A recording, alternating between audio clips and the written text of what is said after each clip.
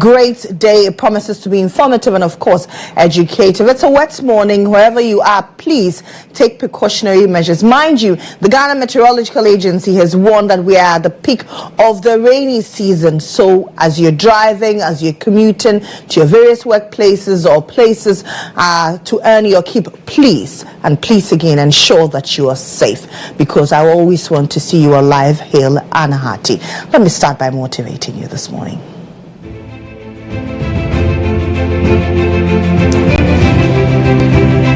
Our quote of the day is by GHOne, who says, happiness is not by chance, but by choice. It's a beautiful quote. I love it because you decide to be happy. It doesn't happen to you. Sometimes things happen to you involuntarily and then you are happy. But it is a conscious effort to stay happy. Anything that threatens your happiness, anything that threatens your sanity, you are at liberty to take away that thing, be it a friend, any sort of relationship that threatens you, that undermines who you are and will make you unhappy. Make sure that that thing is thrown into the garbage, because your happiness is paramount. So that's our way of motivating you this morning. Let me help you improve your English language, writing and speaking. Oh. Today's word is SWANKY.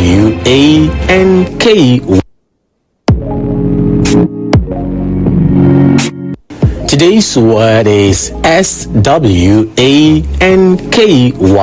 Swanky. It's an adjective. Swanky means very fashionable and expensive in a way that impresses people. Let's exemplify it. I saw the Mlapa twins sashaying in swanky high heels.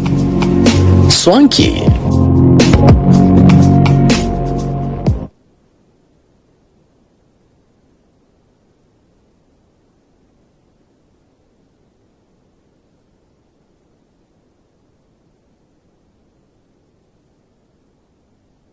Yeah, now I understand the Nigerian fashionista Swanky Jerry. Okay, that's nice to know. So that's our word of the day for you this morning.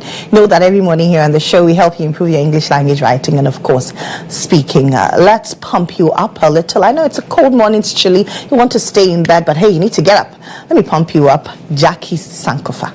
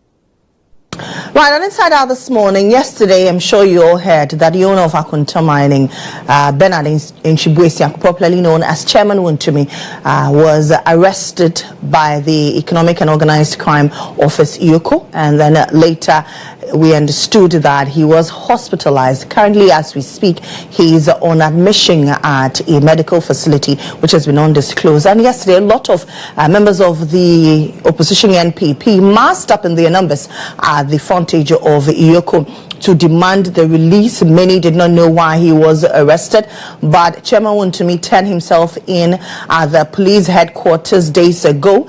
Upon release from the police headquarters, he was accosted, according to reports by officials of EOCO, in a Rambo style. The visuals you see are those of last night, where persons from the opposition New Patriotic Party massed up in their numbers demanding the release of the Ashanti regional chair of that party.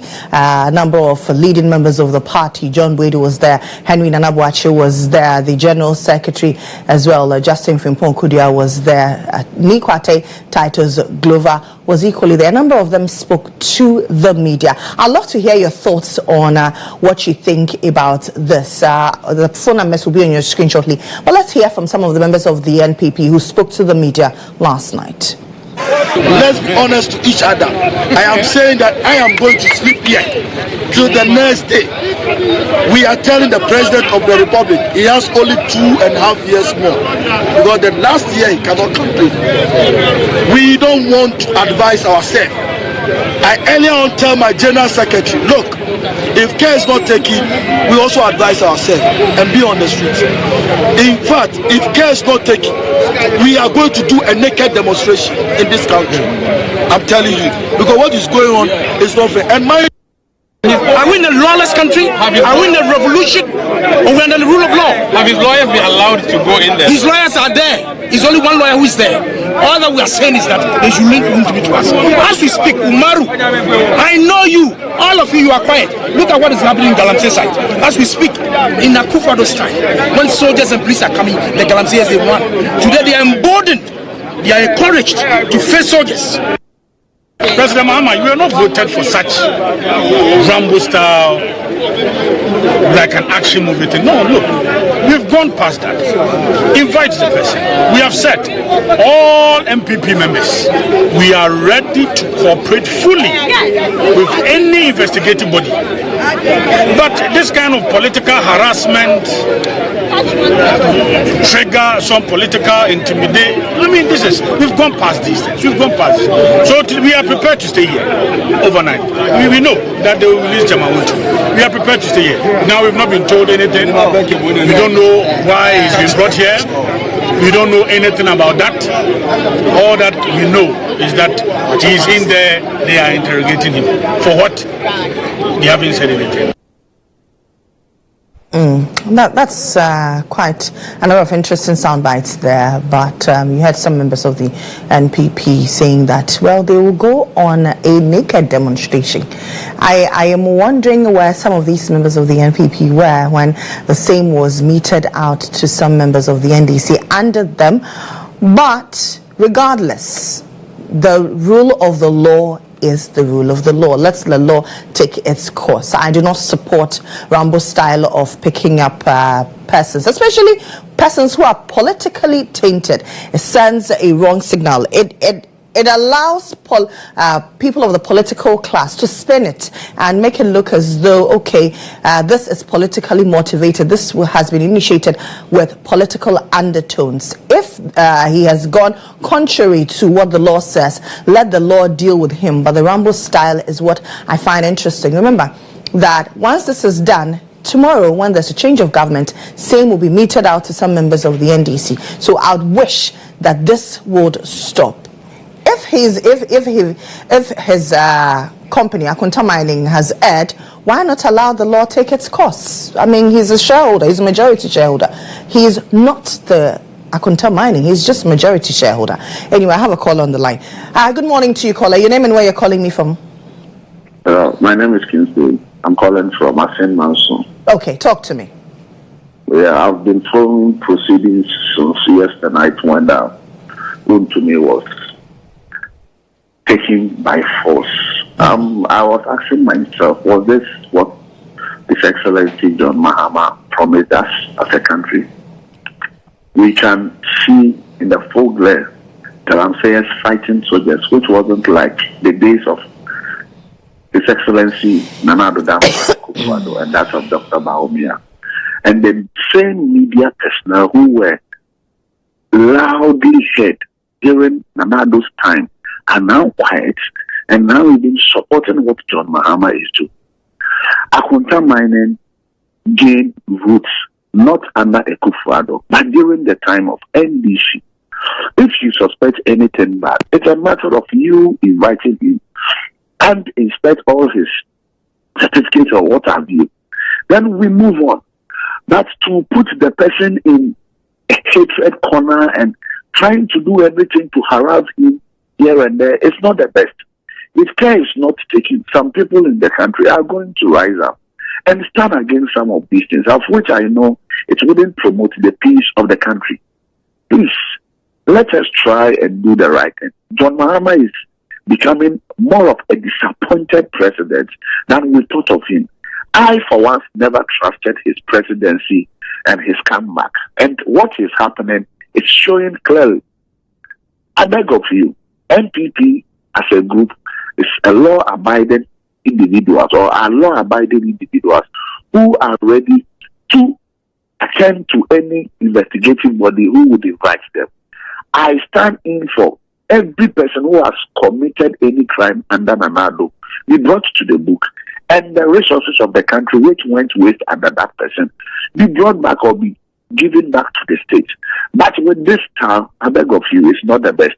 Let us change our style as a country. We are all one people. If the table turns, nobody should also complain that MPPs are doing what is not necessary. It might come out from what NDC is doing now. Let us all rise up and speak against that hooliganism, and I want to be cautious with my word. That act of, let me put it here, let me end it here. Mahama must be careful as a president. Either than that, we would come after him. Mahama must be careful as a president, and his appointees, either than that, we will come after him.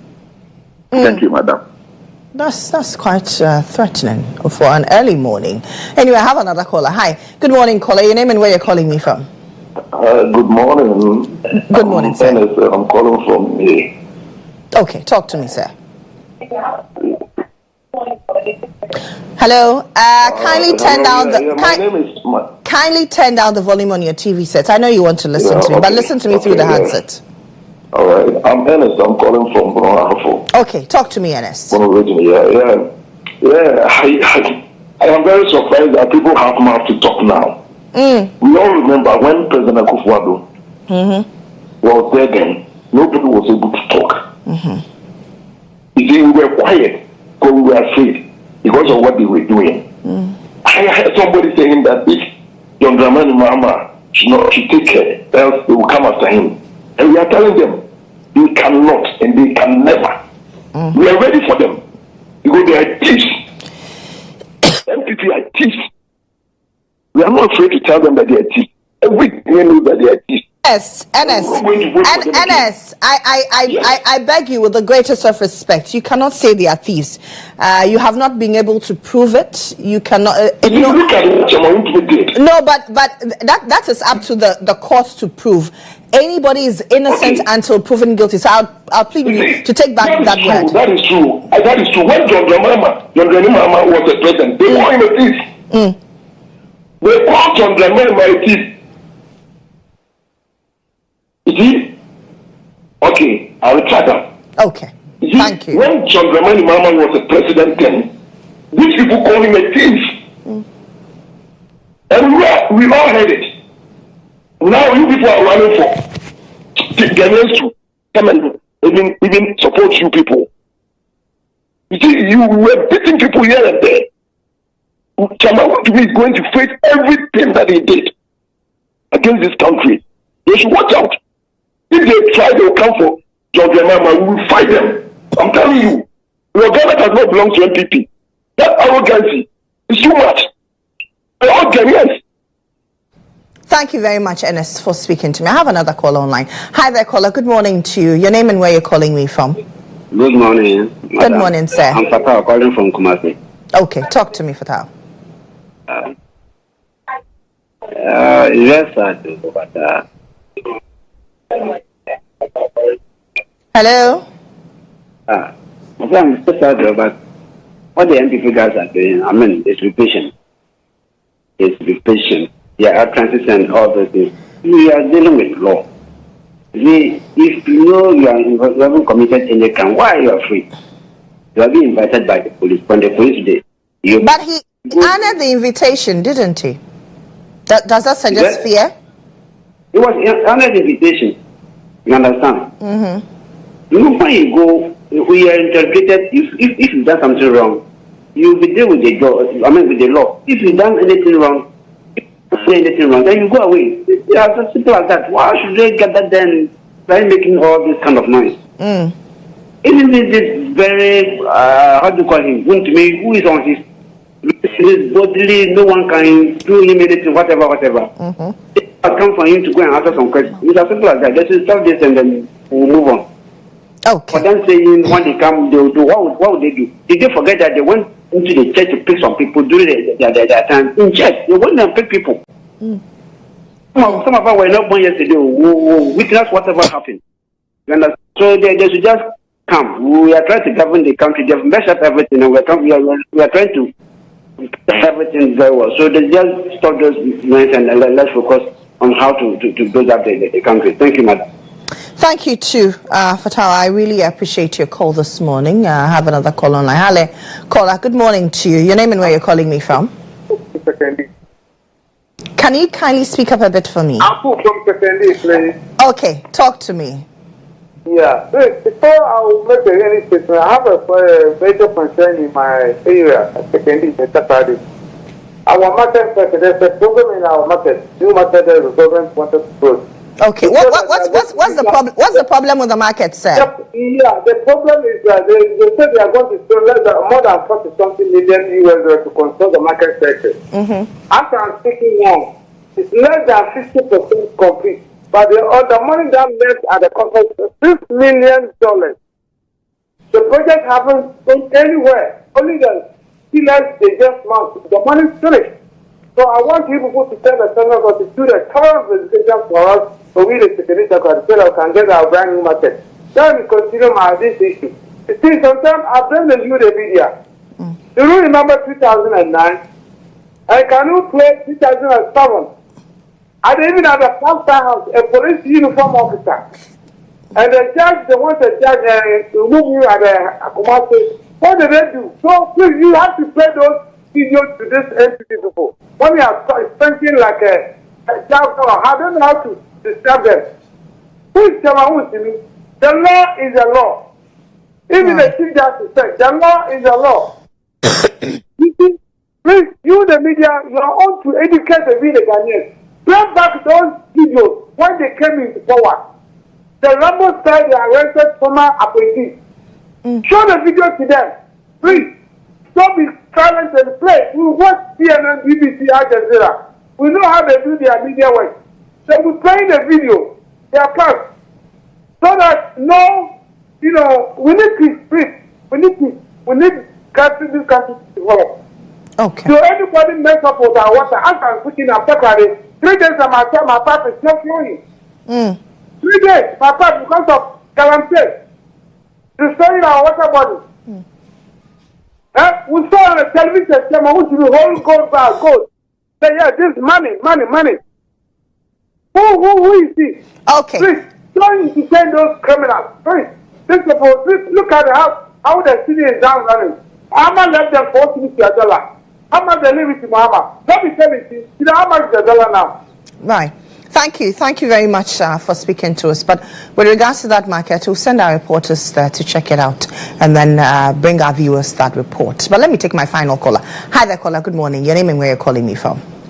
Yeah, I'm calling from Tumanya. You're calling from? Tumanya in the Eastern region. Okay, sir. Your name? I'm Emmanuel. Okay, Emmanuel, talk to me. Yeah, we were in this country and we saw what these people did. The man who come on live radio with gold bar, claiming that this is real money. The law have caught up with you. You better take it in a simple way. The law will take its course. It doesn't matter who he is, and MPPs can never do anything. They have nothing they can do. So I believe in the law. As Tugonu said, the law is the law. So we are only going by the law. And they better keep quiet because they have more years in opposition. So they better keep quiet now. Thank you. All right. Thank you very much, Emmanuel, for calling me. That'll do for the call-in segment. And but before I end Inside Out, yesterday Parliament reconvened after a long break, and a number of interesting things were said in the House. The Speaker was particular about the blurting out of daughter of a murderer comment, and up till now we do not know who the bearer of that comment is, who made those comments in Parliament.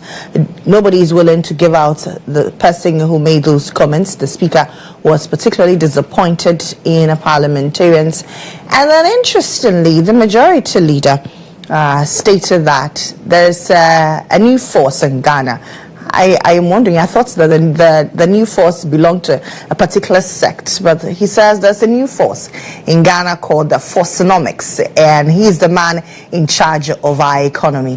He's ensuring that the city appreciates significantly against the dollar. Let's hear some proceedings from the House.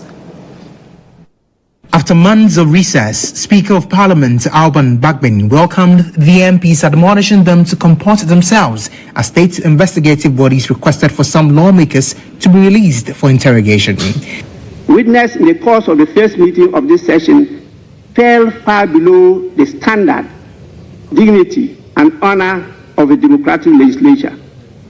I am referring to those moments of violent disorder, disgrace, and dishonor that brought the name of the House into disrepute and discredited members in the eyes of right-thinking Ghanaians who look up to Parliament for exemplary leadership.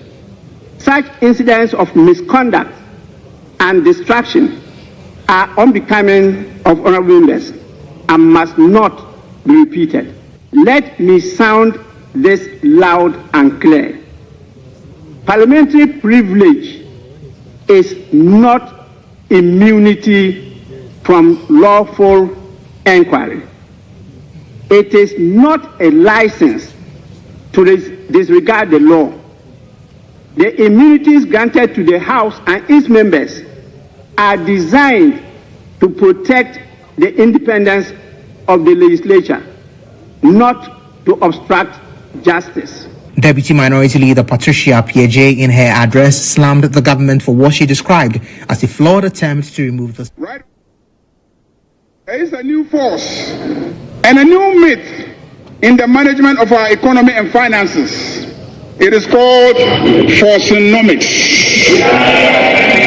This House must support our indefatigable Finance Minister and former leader of this House, Honorable Kesa Atuba Forsen, to continue along the lines of fiscal prudence and his dogged pursuit of appreciating the Ghana city, reducing inflation and prices, reducing interest rates, and revitalizing our private sector, renewing hope in the Ghanaian. While many challenges remain, this sitting will focus on pursuing fiscal prudence, economic consolidation, the private sector revitalization to strengthen Ghana's financial stability and growth. It is in our agenda to receive the mid-year review of our budget. Members recall that this House approved a common fund formula that demanded that 80% of the fund should be sent directly to the assemblies. The Finance Minister will bring an urgent statement on the guidelines to govern the utilization of the funds. He will also make other far-reaching statements on the financial sector. A bill to convert the Ghana Investment Promotion Center to the Ghana Investment Promotion Authority will be presented to the House. A Ghana Deposit Protection Amendment Bill will be laid to enhance the existing legal framework and to meet international standards and to better protect depositors. Greater clarity to our exemptions regime will be seen in an exemptions amendment bill. Several bills and regulations in the financial sector are in the works and will soon find their way to this House.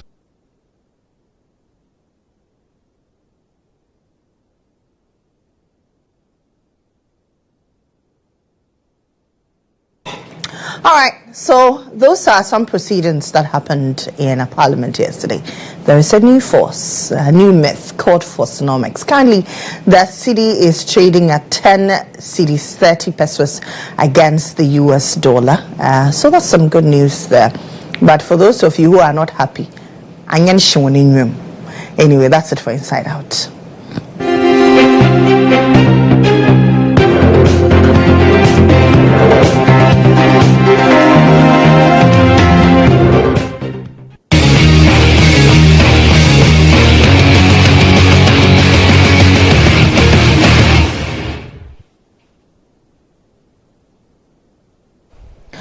All right, start time for sports chat, and Jones is here in Ghana, Jesse, and I'm wondering what's cooking. Mr. Adi Zeta, how are you? Good morning. Yes, good morning. I'm well, and the dollar is doing well.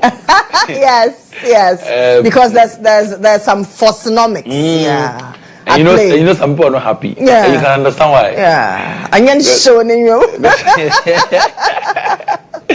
But then this morning, it's all about Ghana versus Niger. It's the Unity Cup. Ghana taking on Nigeria today in the Unity Cup semi-finals. Yesterday, we saw Jamaica play Trinidad and Tobago. And it's just a four-nation tournament happening in London. Okay. And we are going to have our turn tonight at exactly 6:45 p.m. But then I want to start with this video. Ghana versus Nigeria. Off the pitch, we know about the Jollof War and all that. So let's get to watch this video before we talk Ghana versus Nigeria in football. We have Davido. We have Shatawale. We have Burna Boy. We have Stonebwoy. Burna Boy was nominated for the Grammys. They didn't win the Grammys. Nigeria has done well for its people. I am presiding over 200 million people approximately. Ghana doesn't have that number. So Ghana is more like a state in Nigeria. Well, numbers that you can't cater for. In Ghana, we might not be that numerous in number, but we cater for our people. We have steady power supply. Oh, indeed, we do. We're getting to the point where we will have steady power supply. Talk of the devil. You can't see this in Ghana. I can't even see who I'm talking to. Many things Nigeria has that you don't have. Right, so off the pitch, we all know, the Jollof and everything. The Jollof War. Yeah. So it might be a Unity Cup, a friendly game, but trust me, Coach Utodo says that it is not a friendly game at all because they know that as for Ghana, Nigeria, no matter where they meet, they have to go all out there. So that game would be at exactly 6:45 p.m. and will be live on Star 103.5 FM. So yes, Ghana. The last time they met, they actually beat Ghana by 2-1. It was in a friendly, but then most importantly, we beat them to qualify for the World Cup the last time. Yes, and then they still, I remember, painful one for the Nigerians there. But then the likes of Jordan Ayew and our stars would all be in action tonight at exactly 6:45 p.m. So that game will be live on Star 103.5 FM. Let's move on to some football issues still, because Chelsea are going to be in action, yes, in the Conference League final tonight against Real Betis. And don't forget that Real Betis are meeting Chelsea for the very first time in this important tie, and Chelsea will be looking to get their hands on the Conference League and become one of the few teams to win the Champions League, the Europa League, and the Conference League. So that game would be at 7 p.m. and the training has been interesting. We've seen Chelsea, as you can see on your screens now, Chelsea team putting themselves together. So that game would be in Poland tonight at 7 p.m. Okay, let's come back home and do some boxing news.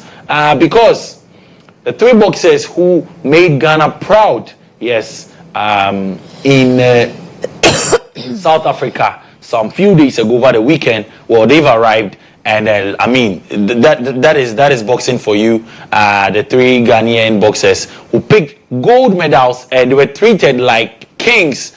Lily, as you can see, when they got to the airport, and then we this is what we want. It shouldn't just be about the Black Stars. Yes, let's go out there and then support this young boxers. So congratulations to the young boxers.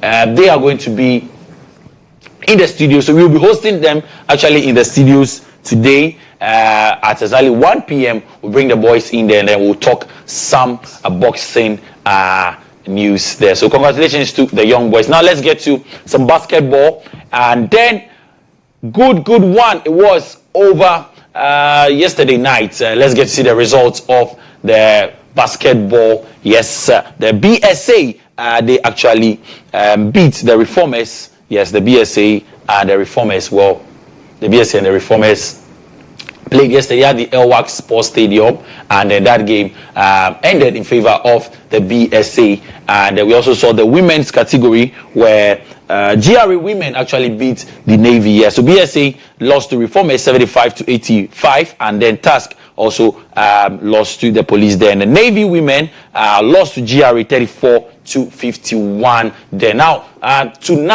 Tonight, we're going to see some action in the local basketball at the University of Ghana Stadium, and then we'll see the likes of Task, yes, in action. Today, Wednesday, UG would play GRA, and then, of course, on Friday, we would have some games there. But then a big game would be University of Ghana taking on GRA at exactly 6 p.m. at the Ekua Sports Stadium. And in the ladies' game, we'll see the likes of GRA, and then the Police ladies also taking on themselves on there. So it promises to be awesome at the Ekua Sports Stadium. Okay, let's quickly end off with the NBA playoffs, because the Pacers are just 1 win away from getting to the NBA finals here. So they are in the Eastern Conference finals, and then getting things done there. All right, that should do it for Sports Chat this morning. Do join us on the game at 1 p.m. as we bring in the boxers, our young boxers who are making us proud, winning 3 gold medals in South Africa. They will be right here in the studios of Star 103.5 FM. And then quick reminder, don't forget that the Star Sports Digest would happen on Star 103.5 FM next month. Yes, next month. It should happen 12:30 p.m. to 2 p.m. on Star 103.5 FM with Benghazi and myself, Jones, ADZ, and of course, we outside. So Ghana, we'll do it tonight. Nigeria. Oh. Nigeria. Now that the city is appreciating. Yes. We have to beat them, and then we'll beat Nigeria. Anyway, thank you very much for that sports update. That's Jones Saji with the sports chat. Let's look at what the newspapers are reporting this morning.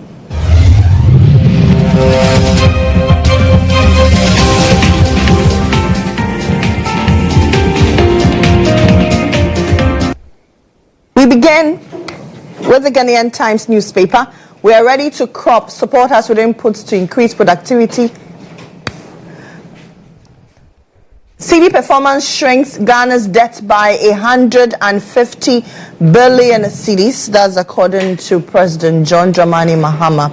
Margins ID Group commended for pioneering role in Ghana Card.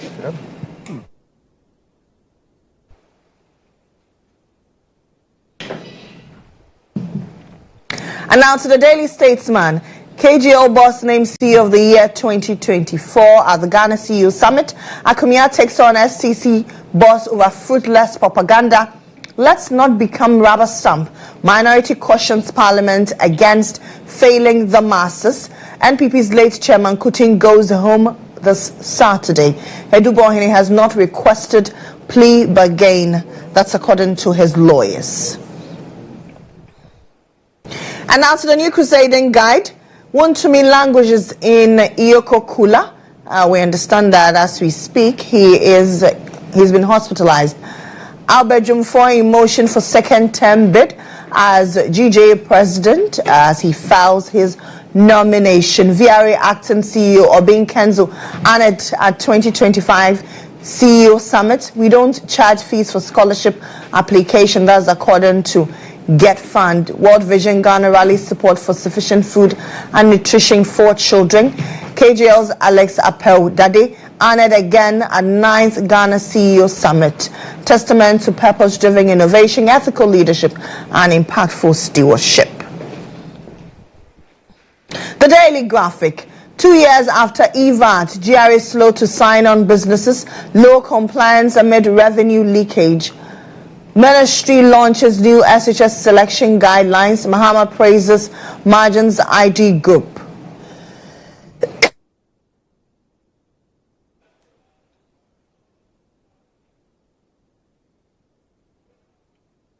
Our final paper for this morning is the Daily Post. Wuntumi takes cover in a hospital after arrest and interrogation by Ioko. TEAP alleges irresponsible mining by NASM Secretary. AG opposes suspended CJ's bid to halt ongoing removal proceedings and time for Ghana to adopt bold energy strategies. That's according to the Minister for Energy and Green Transition, John Abdullahi Jinapo. And these are some stories reported by the newspapers this morning. You can grab copies on your various newsstands. You can go online and read about the stories. Alternatively, you can log on to starfm.com.gh or Ekua online. There are a lot of stories for you to read. I take a break here. When I return, you know it's Wednesday, right? It's an all-female ensemble here for the breakfast review. Please stay tuned in.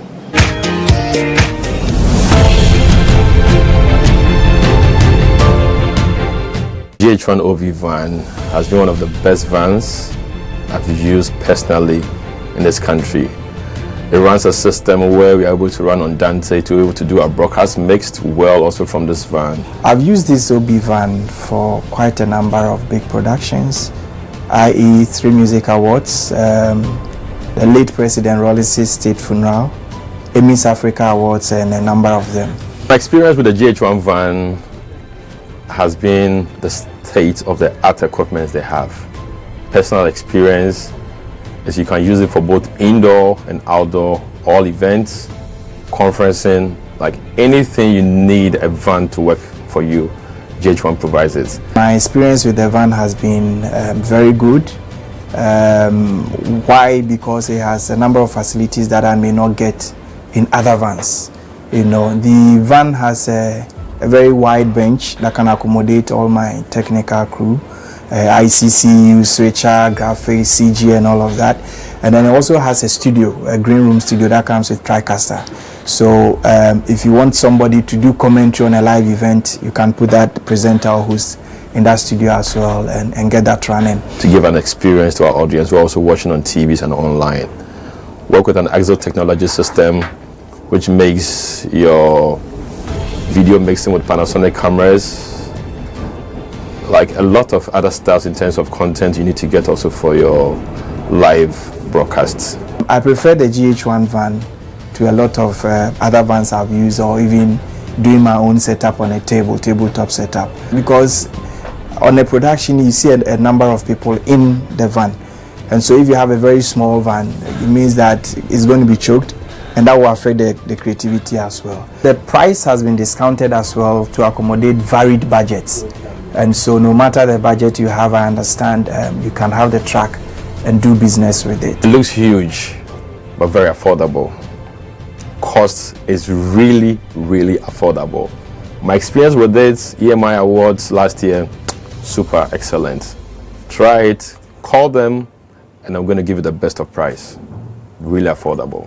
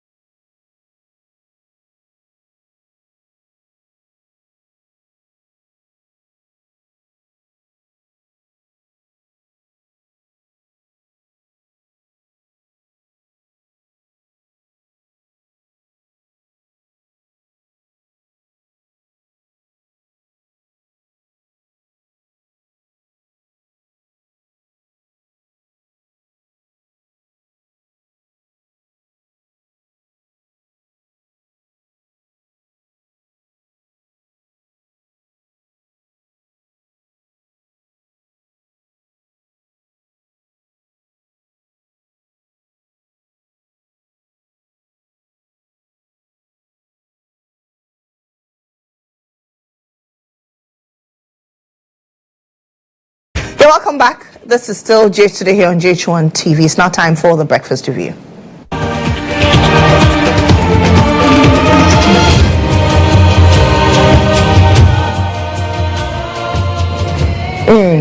On the breakfast review this morning, you know that every Wednesday is an all-female ensemble, and my guest this morning, Dr. Ekua Amoakoh, is 2024 NPP Manifesto Spokesperson on Health. She's also a member of the NPP Communications team, and Nuong Faalong is a member of the NDC Communications team. Good morning, ladies. Good morning, Lily. How are you? I'm doing well. How are you? After your exam? Yes. The last time I was here, you were writing an exam. Yeah. You were not available. Yeah. So it's good to see you. So we're expecting first class. Absolutely. But okay, I have seen you. I saw you last week, right? Yes. So it's good to see you again. A lot of things to unpack. Leading will be Chairman Woon to me, who's currently, we understand, has been hospitalized after he was picked up by Ioko. We saw members of the NPP mass up in their numbers at the frontage of the Ioko demanding his release, and many have questioned the Rambo style of picking up persons who are politically tainted. They say the law should be allowed to take its course, but why pick up people in Rambo style? But my question also is about why persons of a political class will mass up anytime a politically exposed person is arrested by any of the security agencies. Doesn't it send a wrong signal to the public? Because if the person is found ultra-virus with the law or has gone contrary to the dictates of the law, why not allow the law to take its course? Why mass up there? Lily, Look, let me start with you. Today I'm going to answer your question with a question. When Chairman Woon to me was asked to report at the CID headquarters, did we mass up there? No. That's all. If you do things the way they are supposed to do, the laid down convention, the laid down law of doing things, and you give people that respect, and you treat them fairly under the law, we will do same.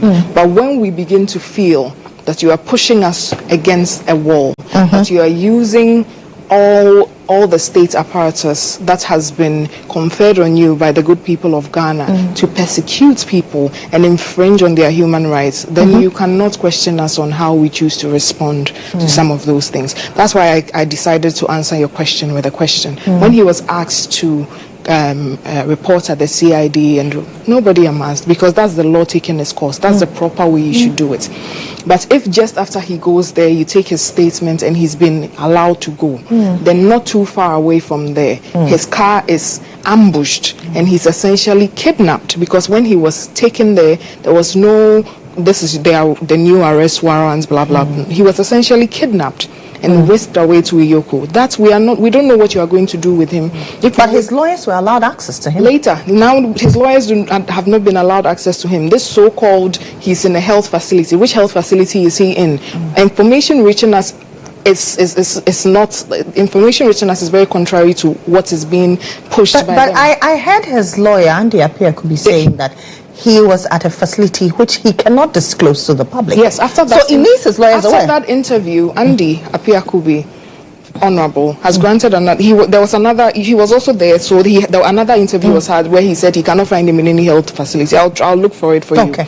Yes. So as we speak right now, we don't know where he is. So what did you expect us to do? To sit down aloof and allow the state apparatus to be misused in this blatant way to infringe on the basic human rights of the MPP regional chairman for Ashanti region, our stronghold, my chairman? No. When you do things the right way, there's no qualms. That's why when it was the CID, you invited him, fine. If the next day Ioko invited him to go, it would have been peaceful. But you don't just kidnap him like he's a criminal. And the funny thing, when all of this was going on, even when Adenta Kumi was also kidnapped from his house, I also saw that they...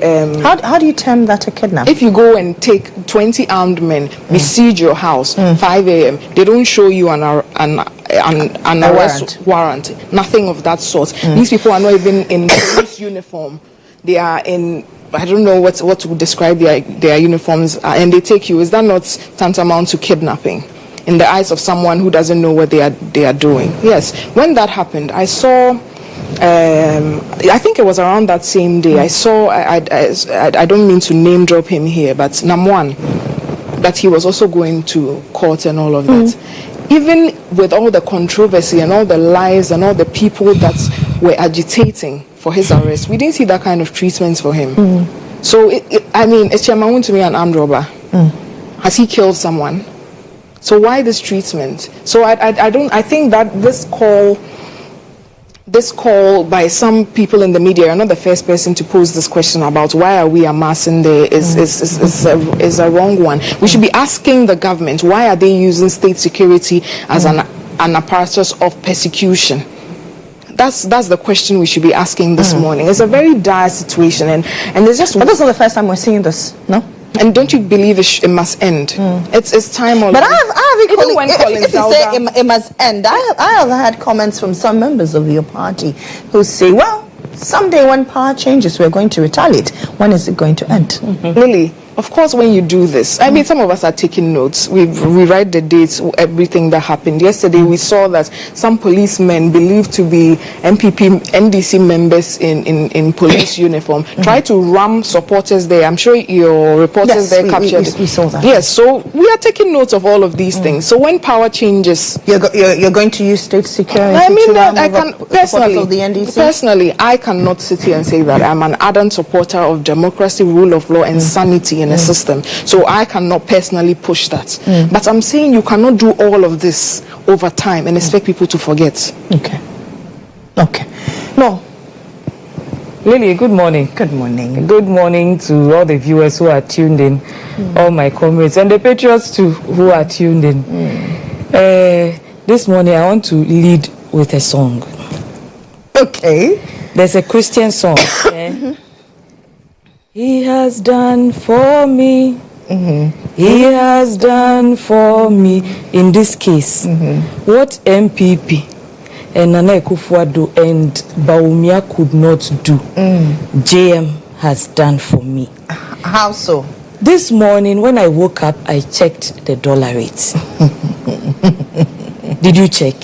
Well, I actually did check because I had a soundbite to play from Parliament. I wanted to know where we stand. It's impossible to ignore the brilliant changes that we are seeing in this economy. The drop in fuel prices, the drop in cost of living, prices are dropping steadily. People are doing CDs, are picking promotion all over. Look, I don't want to freely advertise them on your station, but there are so many outlets that sell different products that have now slashed prices and are doing promotions because they feel the change. JM, that was it. Now, talking about Chairman Wontumi, does Ioko not have the legal right to arrest anyone who is thought to have engaged themselves in economic crimes? Ioko does. There has been nothing untoward that has been done. Just because Wontumi and his allies feel uncomfortable about the process, I'm sorry, the law is not for your comfort. He was arrested legally. I see my colleague says he was kidnapped. Just the sensation of it. Wontumi was arrested, allowed access to the relevant people that wanted to see him. I saw some members of the New Patriotic Party had, as usual, besieged the premises. I don't know what they were trying to do, whether they were trying to force. Some of them said they were going on a naked demonstration. That's fine. I mean, demonstrations are your legal rights. And this is a government that understands the provisions of the law. If you want to go and demonstrate naked, go ahead. The police will come and protect you, just as they've been protecting all of us. Ekua mentions them taking a lot of men there to go and arrest him. Lily, when you see the number of thugs that followed him to that, I call them thugs because I'm surprised this hasn't been mentioned. Did you see how they harassed and assaulted Latif yesterday? Did you see the videos? A complete affront to journalistic freedom.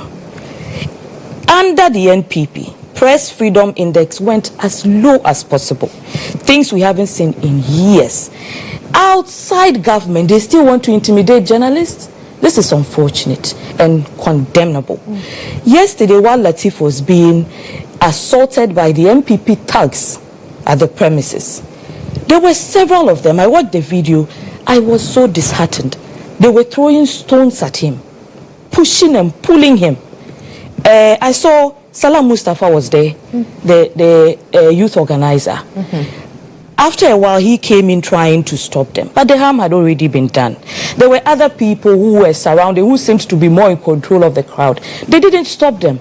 They allowed them to proceed to harass and assault and heckle a journalist on air, being captured by cameras. They were not bothered. Now, why has Wontumi been arrested?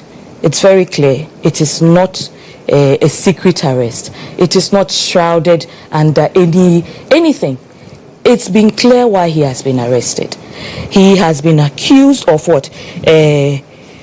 Illegal mining in forest reserves, mining without authorization. We have seen the videos when the NPP was in power. We saw the videos of Akonta mining being accused of destroying our forest reserves, stealing the futures of you and I and our children. Why should he be allowed to go free? Is he above the laws of this country? Nobody is above the laws of this country. If you do the wrong thing... But why pick up just Wontumi? He's a majority shareholder. There are other directors of the company. If it is... He is assisting in investigations. Okay. The whole matter is being investigated, and he has been invited to come and assist with investigations. Wontumi only has himself to blame for his present predicament. He chose to involve himself in the issues that he is being accused of. Look, in January, while there was a complete freeze on all transfers, on all payments, pending for the new government to take over, what did Kobod and Wontumi do? They transferred 50 million Ghana cedis to his construction mine on the 8th of January. When there was a complete freeze on all of that, there was a directive for all payments to be halted, pending inspections of the certificates before any payments could be done. When the new government resumes, they went ahead completely disregarding the law. Look, if you decide that you are going to be lawless in this country, there has to be repercussions. Otherwise, you and I can do anything and think that we'll get away with it. Human beings by nature need to be checked. If you come and sit here and you are made to believe that you can do anything and get away with it, do you have any idea the kind of things you get involved in? We have to move away from the kind of politics that rubbishes accountability and allows politically exposed persons to take advantage of the system and cause losses, significant losses and devastation to the state. There is nothing untoward about what is being done. A legal process has been followed. He has been allowed access to the relevant people. He says he's not well. He is being treated. When he is better, they will continue with the investigation. It's a very simple process. And well-meaning Ghanaians must support the drive towards accountability in our local politics. Doc. I can see my dear friend and sister here. This morning she was trying to greet me in my language and I failed. Next time I will not fail. But I can see she wants to continue to go on the tangent of propaganda. Because, let me start from the press freedom issue. When your government came into power, I didn't even take them a month. Okatechie was arrested in Rambo style, or he does not deserve the considerations that journalists should be afforded. I mean, that's a question. He wasn't arrested because he's a journalist. I'm given to Nuong to answer moving forward. The next one was the issue with Lateef. It was absolutely unfortunate, and we have apologized. It feels as though the NPP has a spat with Lateef. This is not the first time he's being attacked during an NPP event. Okay, so if they do not... Does the NPP have... No, we don't have a problem with with anybody. The media house that we believe have a penchant for misreporting, we've made our position clear on that and we've taken action as a party. So Latif should not think we have anything personal with him. If we have a problem, the people around have a problem with the way he's reporting things that are happening because they are all there. I mean, I do believe that the way they expressed their frustration wasn't right. I don't know about where she saw stones. I watched the video. It was a rubber band. And there was an incident where the police or military or the security officials, they also accosted Latif and they accosted him. That was also an assault, isn't it? And deleted the footage that he had on his phone. Nobody's talking about that. That is your security personnel doing that. Obviously, it was a... How is that their security personnel? Isn't it the government's security personnel that they are using to persecute people? When was the last time there was recruitment by this government? Oh, we should ask them. That's something we should ask them, because we've seen members of their vigilante groups in some of the raids on our people. So this is something we are speaking based on facts.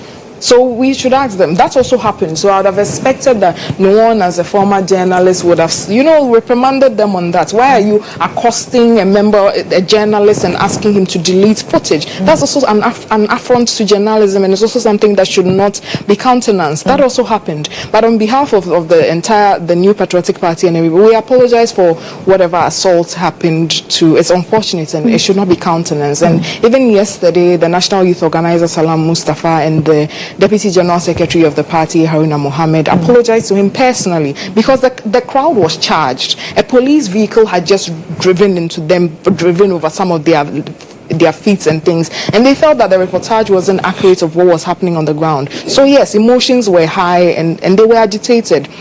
But yes, as a very responsible and diplomatic political party, we try to calm them down, and we apologize to the journalists involved. So let's put that aside and then come to the matter at hand. NDC, number one, has no moral right to engage in this. I was very happy about the brilliant question you posed to Nuong. Akonta mining, if I am not wrong and I am not absolutely confused onto a legal system, is an LLC, isn't it? Yes. So it's a limited liability company. So if you have a problem with Akonta mining, you deal with Akonta mining. But NDC is dealing with Chairman Woon, to me, because he's the Ashanti regional chairman of the MPP, not because he's a shareholder of Akonta mining. So why don't you go after all the shareholders? Number two, the charges you read, I believe, are the CID charges, which he had gone and answered for. So we don't know why Amoakoh is holding him right now. Those charges have not been made clear to us.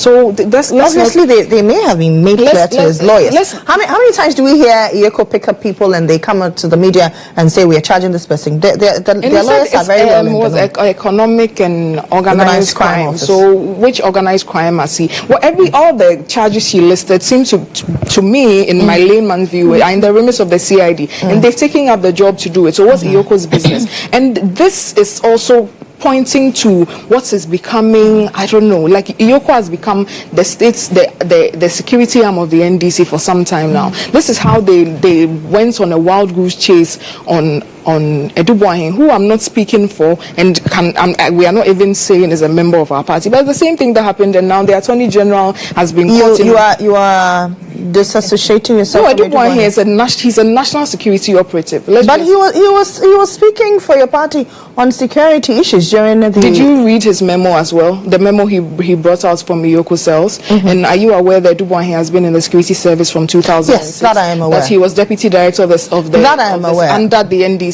So the security... But he was not part of the manifesto for the NDC. I'm saying that when we are talking about security officials, we have to be very circumspect, because it is very clear that they move... It's something that political parties come and go, and they are there. So we cannot say that he's a bona fide member of the MPP or a bona fide member of the NDC. He's a security official who is embattled now, and we should deal with the matter as such. That's all I'm saying with the Eduboahin. And the new executive director, I don't know if that's what the position is, of Amoakoh, a journalist. You see that, and the way he's running Amoakoh now. A former journalist. I don't know which credentials. You see, and that's the problem with the NDC. He has a security background, just so you know. Okay, thank you for giving me that information. I don't know by which basis the NDC is making their appointments now. When I was working in with Nuong, I saw another good friend of mine, Sami Aye, on another station, and then I was saying, NHIA board, Sami Aye yes, they're very active, young, working gentlemen, but you have given it to a female with questionable credentials. It's at the time, the next election, the apathy that will befall the NDC, what we suffered will be a warm-up because of the way they are running things. That's just an aside anyway. And we know with the issue of Chairman Woon, to me, it's persecution by the NDC and His Excellency John Mahama's government. This is not a new, it's not a new saga. This is just a different chapter of the same book that we've been reading. In, was it 2013 or so, under President Mahama's government, season 1, the same kind of persecution, that actually was in Kumasi. He was also detained there for some time. His excavators and cars were seized. All of that happened. And you know the beauty when you actually allow the law to work, because what is going on now is not the law as no one wants people to believe. It is a Rambo-style government, state-sponsored persecution of political opponents. When we allowed the law to work in that case, it was very obvious that the government of that time had overreached and overstepped their boundaries gravely, to the point that the court awarded Chairman Woon to me over $1 billion. And that story is there. It's there for everybody to fact check. So you can go on this tangent right now, your whole party resources. And what is painful is that if there's another suit, it's the state that suffers, not NDC, that took this matter upon their head to persecute Chairman Woon to me. So let's not dive into that. If you go and you see someone's excavator somewhere and you think they've done something wrong, go through the right channels. Number 2, anybody that is familiar with the mining sector, Galamsey and what's not, will know that Woon to me is not a small boy miner. He's not doing champagne and things for 2 ounces of gold in any river. Woon to me has been mining for as long as I've known. Like somewhere in the early 2009, somewhere is when Chairman Woon to me started mining. But now he has established mines that are going into rock mining and things. He's not doing all these small things. But anybody that is aware of the situation knows that if you have a concession and for some reason, even sometimes you are done mining on that concession, you would reclaim the land and everything and move away. Anybody in those circles knows that your next problem becomes the encroachers. People will come onto your old concession and start mining there. And that's usually the battles that people fight after they've moved. You take them to court, you kick them out, the next time people are there.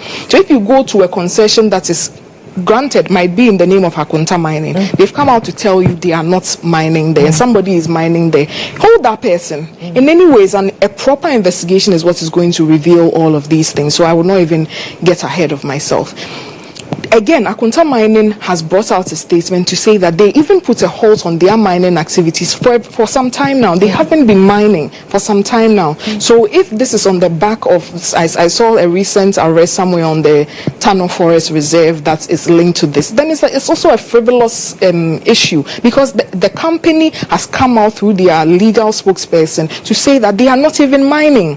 And even when the Fourth Estate did this expose on the licenses that have been granted in forest reserves, they even went ahead to say that, okay, these licenses have been granted to Akonta Mining and Co., but they have not started mining in those forest reserves. So what is all of this? And you know, some of these things, the truth is something that is very difficult to hide. You know, when it starts, everybody, there will be a lot of choker, but in the end, this will come out and it will be clear that this was just persecution. That's something that they do all the time. They are very good at.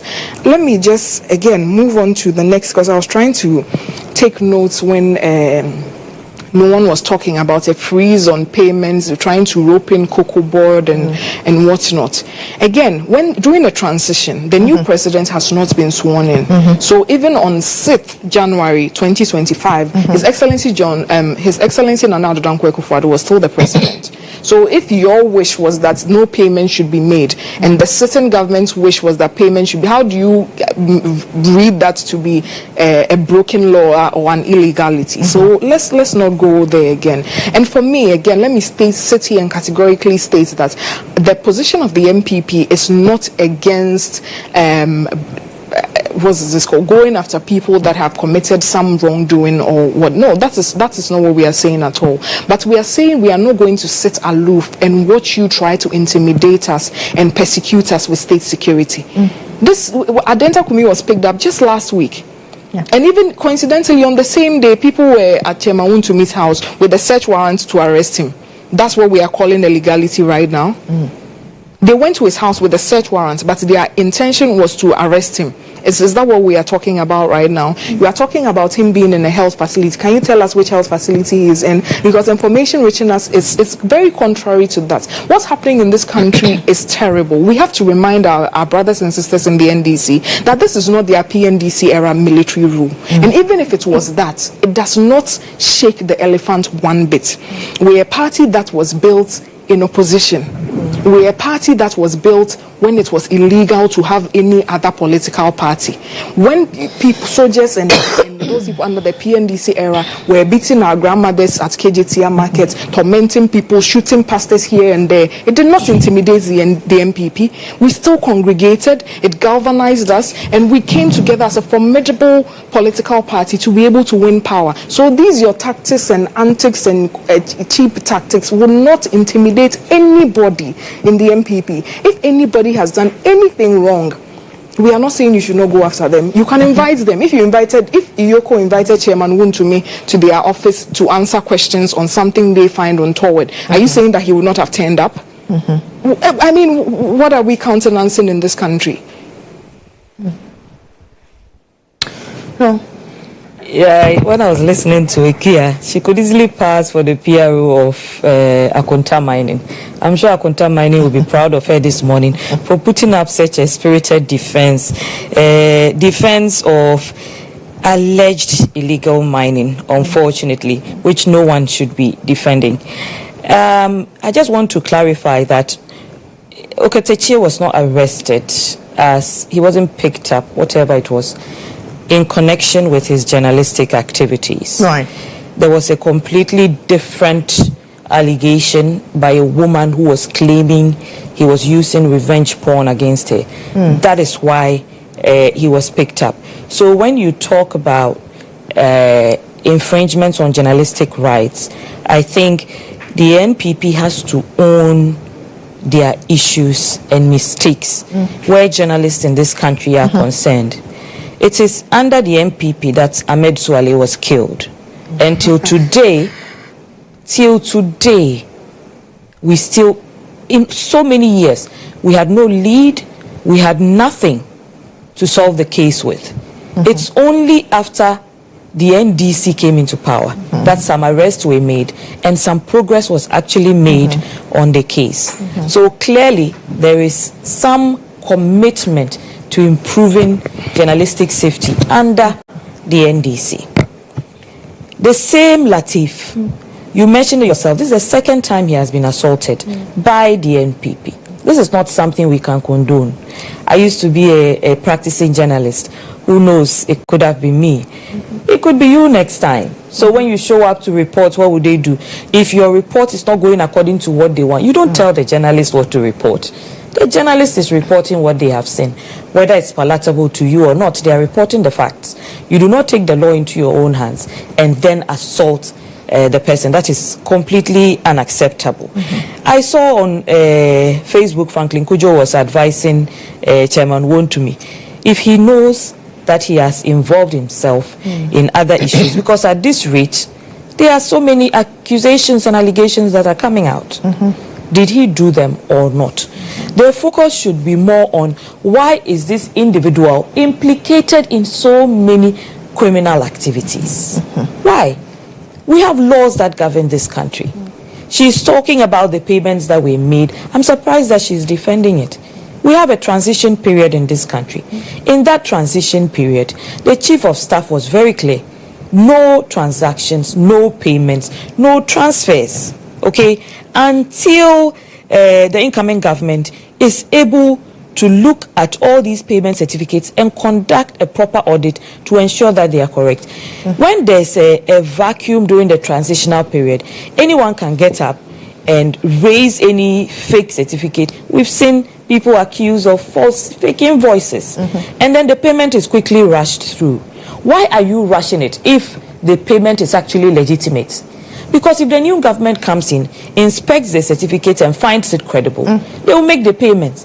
Why is it so important for you to ensure that you pass that payment through terrible means and ensure that the person is paid before the new government comes in, because you know that there's something there that you are hiding. Now, in one to me situation, the crimes he's been accused of are varied and many. It's not my fault that he was involved in these activities. He will have to come clean with his lawyers. In fact, start explaining to them all the things that he has done wrong so they can get themselves and be prepared for what is ahead. He has not been isolated. He has been given the needed attention. He has been given legal representation within his rights. Nobody has infringed on the rights of Wontumi. But the people of Ghana has rights. They also have rights. Ghana as a country has laws. And when you break the laws, you will be dragged through the legal system.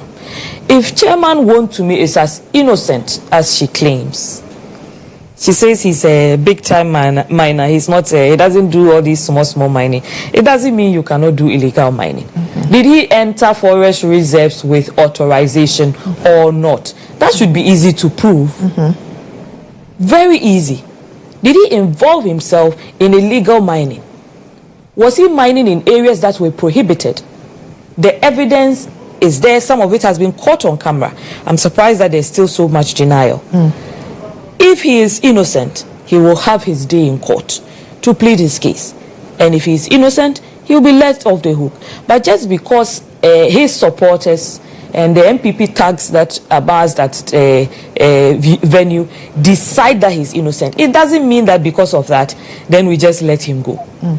Every single person. I see she also made an attempt to even deny Edubuahen. Oh, my sister. Your own party. Did he bring evidence? He was later saying that thing wasn't even intended for public consumption. When he was giving he walked back. He walked back his own allegations. He should mention the names of the people he gave the money to. Did the people come to solicit for him to finance their campaigns, or he woke up on his own and decided that he is going to finance people's campaign? Did he finance the MPP's campaign? Has he told us or not? We are, these are all questions to be answered. He was there on your security committee in your manifesto. You're also one of the spokesperson for health for the manifesto committee. Your colleague, Edubuahen, you see the charges against your colleague. It is important for us to be able to accept when even people close to us have done wrong and be able to admonish them. Because the kind of, financial malfeasance that has gone on under the NPP can never be encouraged, should never be encouraged. You see the issues that happened at the Ghana Embassy in Washington, D.C., which was revealed by the Minister for Foreign Affairs just a few days ago. These things cannot be encouraged. There are people who are supposed to audit the system. There's an annual audit. The gentleman in question who was in the IT department, he has what? Bosses. He has superiors. But he was able to do this for 5 years. Really, if you have no clearance from above, if the right people have not closed their eyes and allowed the rot to go on, will one person be able to get away with cheating the system for 5 years? The NPP has to understand that they have earned the title belts for corruption in this country. Everyone knows them. And all the people who perpetrated those acts of corruption will be brought to book. Right. And this country will retrieve the funds that have been stolen from it. It is not okay for you to think that just because you are in a political position and exposed to state funds, you can use them as you please. Wontumi has been accused of very grievous crimes. Is he guilty? That's not on me to pronounce. The court will decide if Wontumi is guilty or not. Let me just quickly just do a quick touch and then I can move to my next topic, please. Today I think this is the topic of let me just quickly do that. No, let me assure you that our goal as a political party, no matter how hard the NDC and its assigns and associates try to paint us as corrupt and whatever. You have to prove it. Now you're in government. We can see the way Eduwa, his case is already being bungled. Every day you go to court asking for an extension of time. But when it came to press conferences, knowing perfectly well that the burden of proof in the public domain is much lower, quickly you gather people and then do a press conference. Now take the matter to court, you are dragging your feet. So that's all I'll say on that. If the NDC's approach, their modus operandi, their stock and trade seems to be one of accusing whoever is in power of corruption so that they can take it, but they never actually have any plans to govern. Now that you are running out of some of Dr. Bawumia's ideas to run the country, I'm very curious to see how you continue, but that was just an aside. When it comes to this matter, so does that also indicate that when you came into power in 2017, you were using no at all. You should have listened to what I was saying critically. We will come up with policies, plans, and how to develop the country. They will just these people, they are thieves. Have you seen the house they have built? Blah blah blah. That's how they win power. Then when it comes to ruling, that was an aside. I just want to quickly respond to that. You see, because she wanted to land. Okay. So if you can prove that, now you are in government, the shoe is on your foot. You have every right to go investigate everything. If anybody has done anything wrong, put them before a court of law properly. Let justice take its course. It is this thing that we are seeing on the TV screen that we do not want. If you think Chairman Wontumi has done anything wrong, take him to court. It's as simple as that, and let the facts of the case be exposed in court, and let a ruling be made. But you don't do this today. CID has called him in the evening. Yoko has taken him. Now we are told he's taken to another state, another arm of the state security service. It's very obvious what's going on is persecution and not any prosecution. And just to end this on this mining matter, we were all here. I think even last week I mentioned it about how NDC operatives had taken over the Akatachieso mine. Yes, you've taken over somebody's legal mine. I think even that mine won an award for the most organized small-scale mining enterprise. But the NDC, the new government in power, saw its right to use armed national security again. Do you see where the problem is and what is beginning to develop? A pattern, a very disturbing pattern. To take over somebody's hard work. You've taken over the Akatachieso mine and you've been operating it for days. Another colleague of yours, Erastus, a journalist, calls to find out what is going on. What is this interest with the Akatachieso mine? And what he's told by another operative of the NDC at Jubilee House is that there's a political interest there, so he should leave it. These are the people that want to have a moral right. Okay. No, quickly, so that we can... She mentioned that she alluded that our policies were from Dr. Bawumia, and she talks about some brilliant policies. I don't know when they discovered that they have brilliant policies. Was it in power or outside government? The MPP continues to behave like a student who remembers all the right answers after the exams.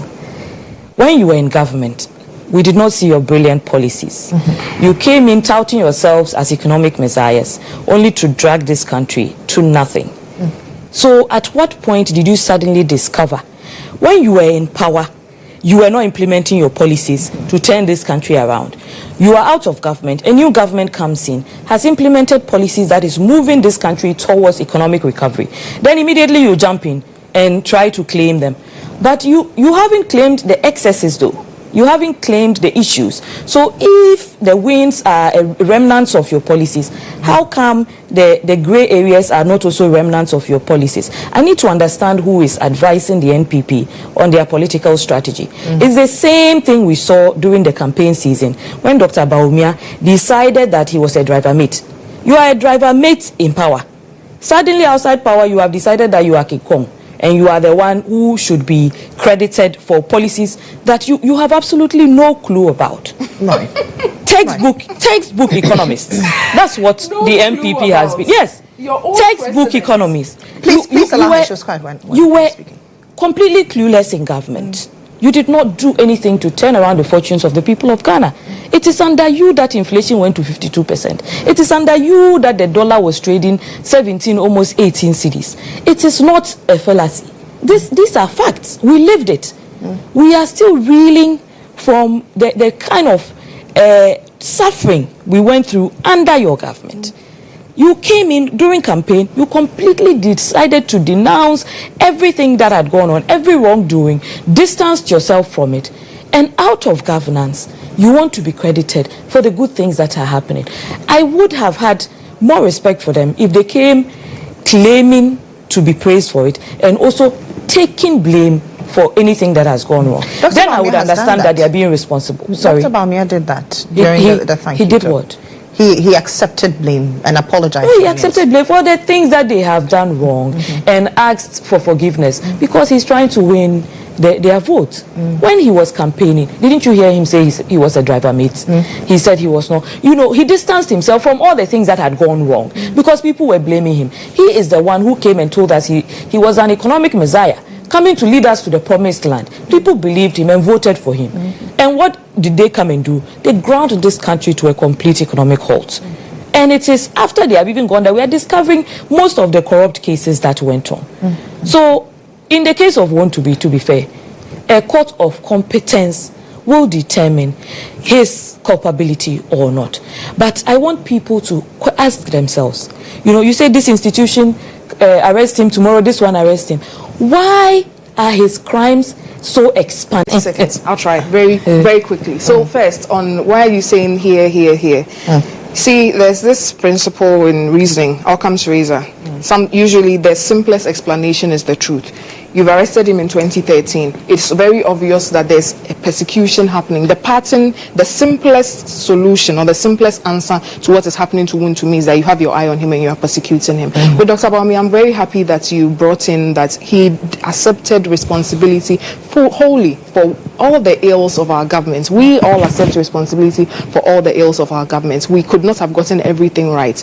Everything we got wrong, we have sincerely apologized to the people of Ghana. But again, like I sat here last week to say, your own president has attributed some of the gains that we are experiencing now. Some is the key word I'm using, to the reserves that we built, the $10 billion reserve of gold that we built. And that reserve building process was initiated by someone. That's all we are saying. We are not even saying that we are taking credit for whatever is happening to the dollar. Was that initiated by Dr. Bawumia? Yes, the domestic gold purchase program is what accumulated $9 billion of that gold. He says he was a driver's mate. He was We were accumulating gold reserves before from the independence of this country. Until 2022, we only had 8 ounces of gold.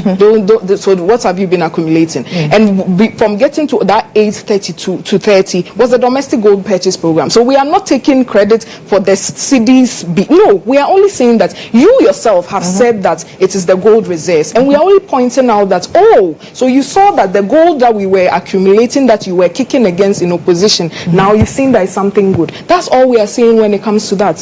Liquidity from gold exports is what is driving the appreciation. Yes, Excellency John it's part of Mahama it. stood on the podium and said that the gold, because there's an increase in gold reserves, it boosts that. But so it is being anchored by liquidity from gold exports. Not just the reserves were there when you were there. What did they do? Okay, I gave you 30 seconds. All right. I have to move to my next topic, but I need to take this quick breather. I'll be back shortly.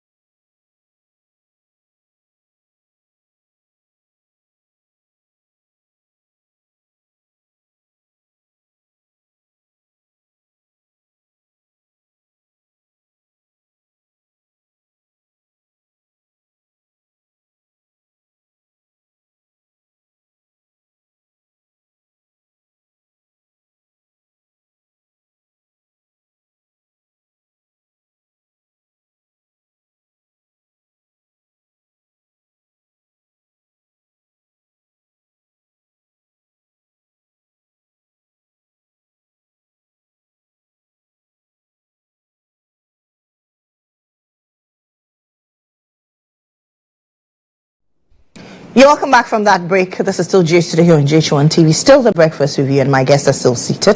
Nuong, Faalong and Dr. Ekua Amoakoh. Feel uncomfortable. Doesn't make the process illegal. In the process of removing the petition to remove the Chief Justice, that is being looked at. Is there any point it has failed to follow the law? If you follow the proceedings, it has gone according to the dictates of the Constitution. No more, no less. So far, every suggestion made by the CJ that leads her to be, crying foul, talking about mental breakdown, all these issues, the process is not supposed to be at your convenience. The fact that there's already something against you and you are being processed, it's enough to destabilize anyone, right? I mean, if I were the CJ and someone brought a petition against me that is being looked at, I would be disoriented. It's normal. If you have issues at your workplace and you're being investigated, you will feel some form of discomfort. But for her phones to be taken away, her husband and children be prevented from going into... The hearing is in camera. It's in the Constitution.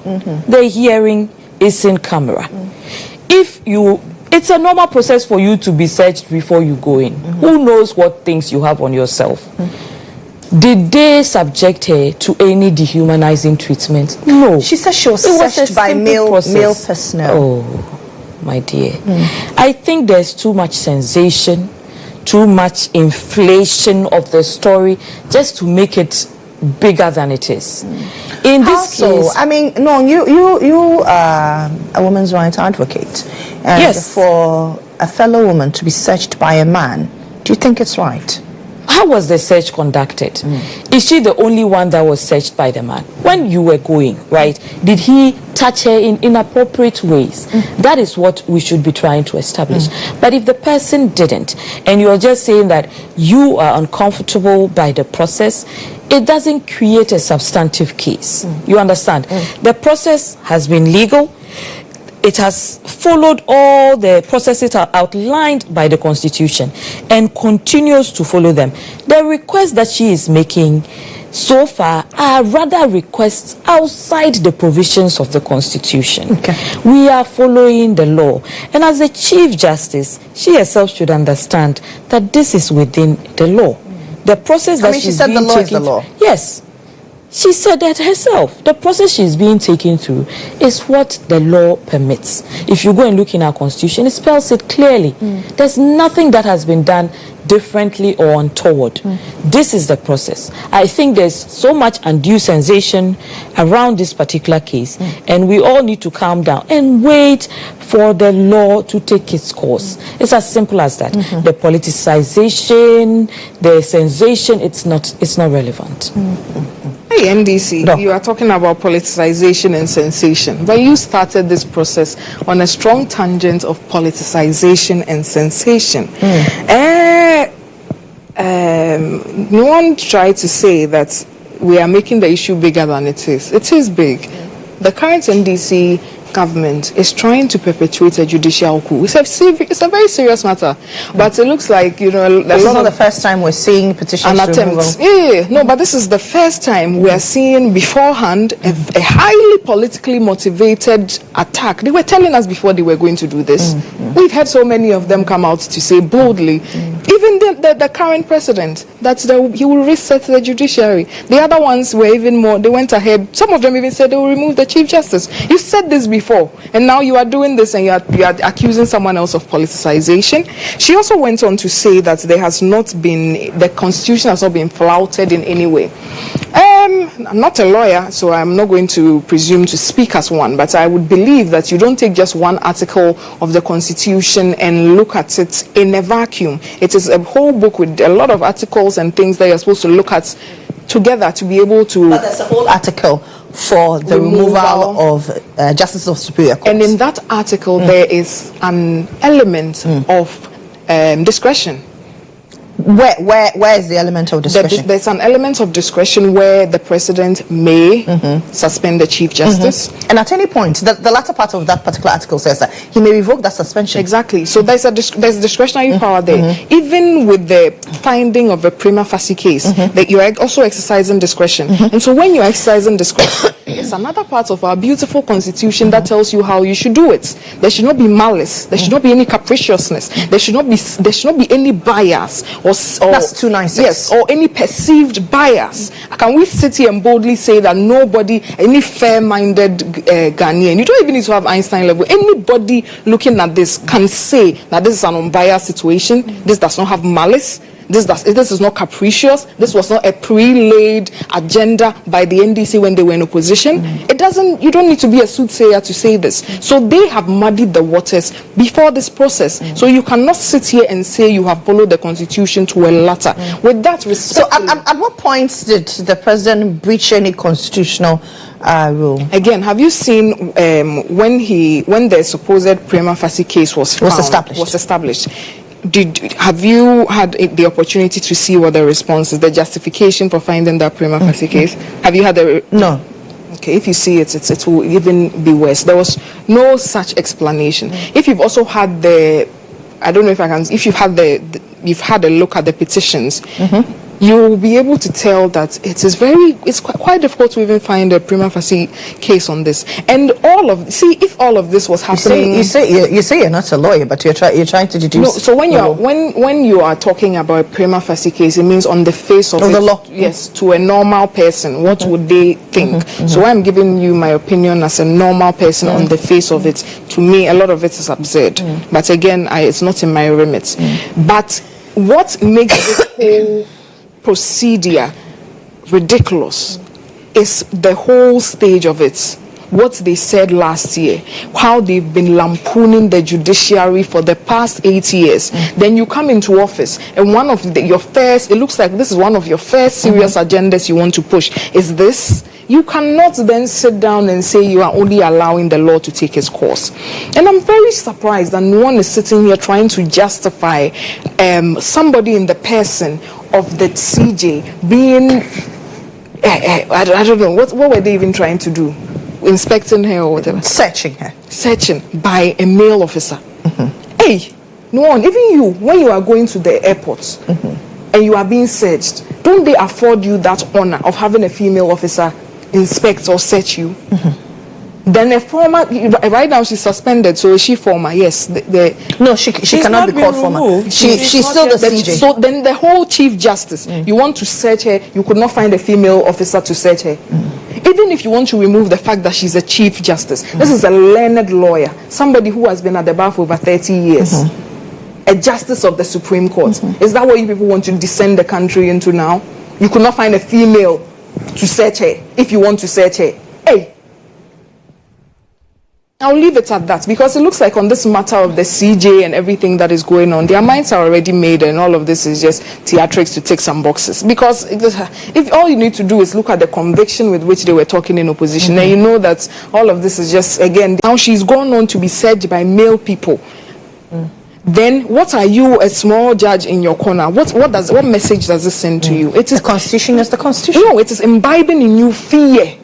It is imbibing in you a supreme fear that these people, you don't play with them. So when somebody comes in front of your court and the person is politically exposed, you don't even need to get that call from Jubilee House to know that you have to behave.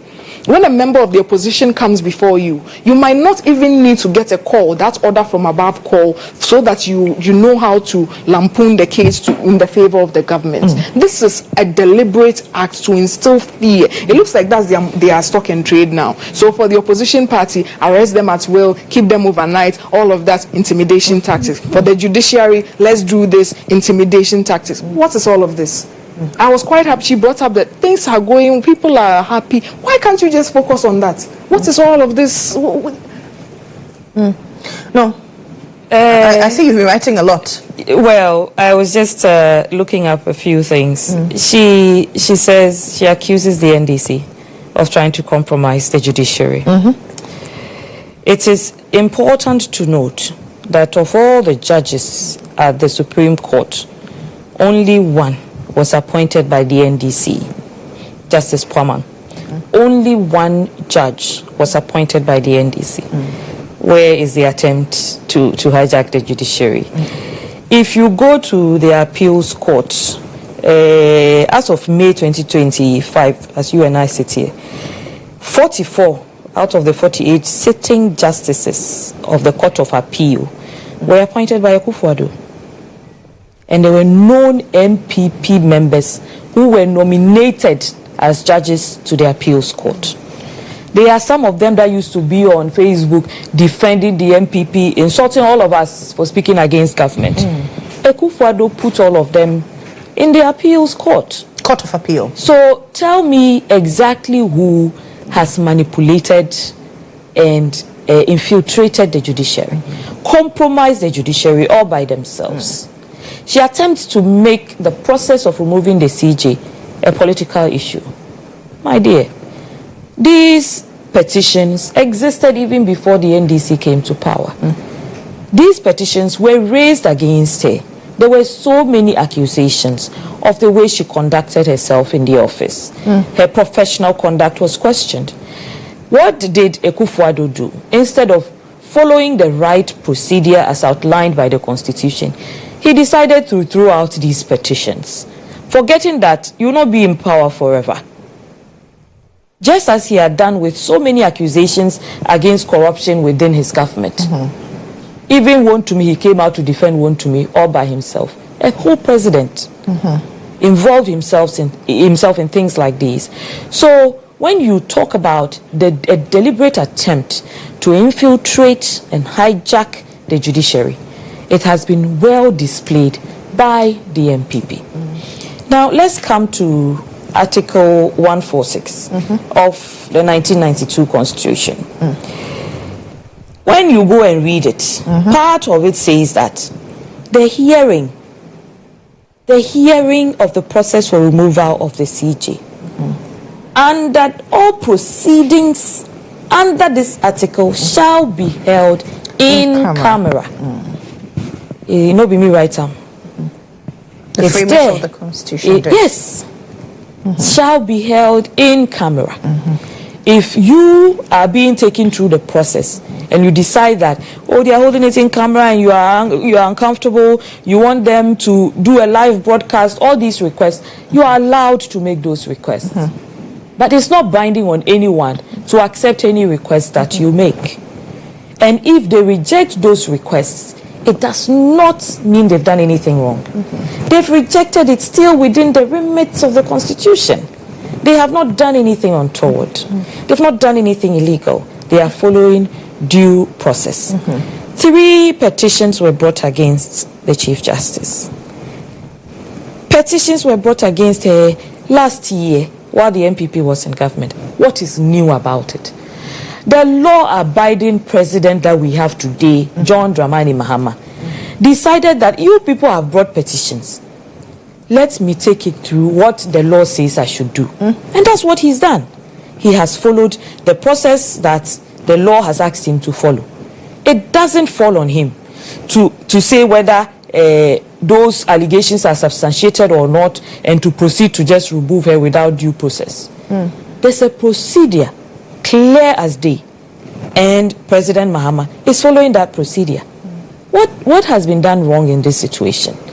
All these noises, all these issues, you politicize the thing, you accuse NDC of politicizing it, but you are the people running around defending the CJ. The former Attorney General, is he an NDC man? No. Who is he defending? He's defending the CJ. You are telling us that all this spirited defense that the MPP has mounted in favor of the CJ, it is not politicized. Why are they so interested? Why are they not more interested in the issues that were brought against her, which existed while you were in government? If you had looked at it and taken it through the right and done the right thing, perhaps it wouldn't have fallen on the NDC to have to clean up what you failed to do. Why are we so interested in the independence of the judiciary? Because we are a truly democratic party and we believe in separation of powers, number one. Number two, when the former president, His Excellency Nana Addo Dankwa Akufo-Addo, received those petitions, he also went through the same process as a learned lawyer He also sat with his Council of State. They did not find a prima facie case. That's why it ended there. So yes, that's another question you've brought up. How is it that the former president, a learned lawyer, together with his Council of State, they did not find a prima facie case? You came, and in less than 3 months, you found a prima facie case. That alone is questionable.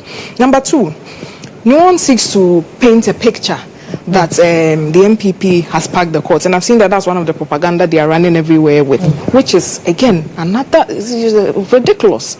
Because in this country, every president comes and they have the authority to appoint justices, even from magistrates all the way to the top. When we lived under PNDC, NDC rule for almost 20 years, during that period, every justice was appointed by the NDC, PNDC, not so. Did anybody cry about it? And let me also remind you, between 2009 and 2018, you appointed Vida Kotobanfo, Benjamin Naite, Nasiru Bedebe, Joseph Akamba, Anthony Beni, Yawapel, and Gabriel Pwamai. It is not any fault of anybody, especially the MPP, that these people retired, served their term, and went home. So you cannot paint the picture like we tied your hands behind your back not to appoint justices. You appointed justices of the Supreme Court, they served their tenure, and they went home. When His Excellency Nana Addo Dankwa Akufo-Addo came into office, there was a vacuum, and he is also constitutionally mandated to fill that vacuum. So if he fills the vacuum, what is the problem with that? How is that unconstitutional? And why is the NDC as a party deliberately trying to misinform because your propaganda apparatus is very robust. Everything, you just try to push it through and then it becomes almost fact.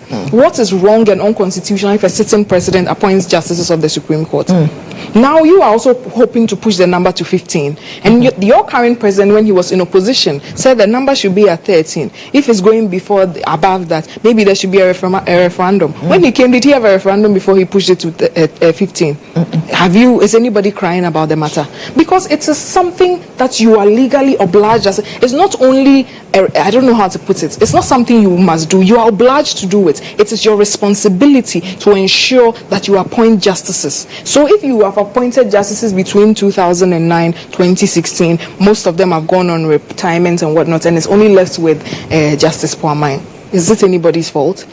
When you were there from 1990, there's a long list. That one, if I even want to go through it, we will not end. But it's very interesting to note that Georgina, Sophia Kufu, the justice, she was appointed in 1995. Was it MPP that was in government? But we came and we made her Chief Justice. So this attempt to even paint justices of the Supreme Court by political colors, by who brought them in, they are not malleable clay in the hands of whoever appointed them. Before you are able to rise up to the level of being a Supreme Court judge, can anybody sit down and fathom the amount of integrity you must display? So you cannot then sit somewhere and presume that because this person was appointed by A or appointed by B, they are going to sit there and do the bidding of A or B. We as a party went to court when the 2012 election was stolen from us. It was very interesting that one of the dissenting opinions on that case was appointed under the MPP government. So by what stretch of imagination are we making that kind of argument this morning that we've appointed people? It is an obligation for any president. The same way it's an obligation for His Excellency President Mahama to replace people that come and go. So why are we doing this? You have politicized this process from the very beginning, and it will be a stain on your government. You will be known, you will go down in history as the government that undertook the judicial coup. Nobody will forget this. And we already know your penchant for judiciary. I don't know what is with NDC, PNDC, and judges and lawyers. If they are not attacking them, they are finding very surreptitious ways to get them off the face of the planet. Are they? Okay. I like how she's using, again, they are very good at disinformation, the NPP, that is. They like to put out information that just incites people to do their bidding. By March 2020, you accuse the NDC of judicial whatever. President Akufo-Addo had appointed 55 new judges, 34 to the High Court, 11 to the Court of Appeal, and the rest of them to the Supreme Court. Of course, he did this under the provisions of the Constitution. But when you appoint judges, and we can point clearly to some of them being hardcore MPP members who have been speaking for your government, then we have every right to question the integrity of those judges and the integrity of the judiciary. Because you have infiltrated the judiciary with your party people, hardcore party people. You're not even appointing people who are neutral, and integrity, all under the MPP. You came in with, bad governance, lies, corruption, and criminal activities. And at the end of the day, you compromised independent institutions in this country. That is something that will go down under your name. It is historic, it is verifiable, it is factual. There's no way out of it. The NPP has to learn to do better. But when we bring it back to the case of the CJ, look, President Mahama received a petition against the CJ. President Mahama took the petition through the right process. He did not take anything out of it.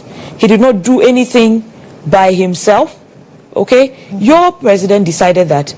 Did he even consult? The same process. He simply threw the issue out. Throw it away. What was his excuse? He didn't find it did not find merit. So how are we to believe that that particular process was not politically tainted? So how are we to believe this? No, because if you are going to accuse this process of being politically tainted, then it is justified that we accuse President Akufo-Addo of politically throwing out that petition. It's that simple.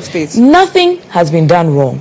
The Council of State is involved, the right committees are involved, and it's going through the process. Look, if tomorrow they come back and say that there has been no case established, the woman will be back in office and everybody will go on with their activities. However, if they come and establish the right case against her, then I think that all of us should be well guided in our professions and what we are doing in our offices. We do not hold any supreme authority or any supreme law in our offices. And I always tell public servants, always understand that the office that you are sitting in, you are holding it in trust for the people of Ghana. It's not your office. It belongs to Ghanaians. We cannot all get up and go and sit there. So you have been put there to guide the process. Serve with integrity and serve with honor.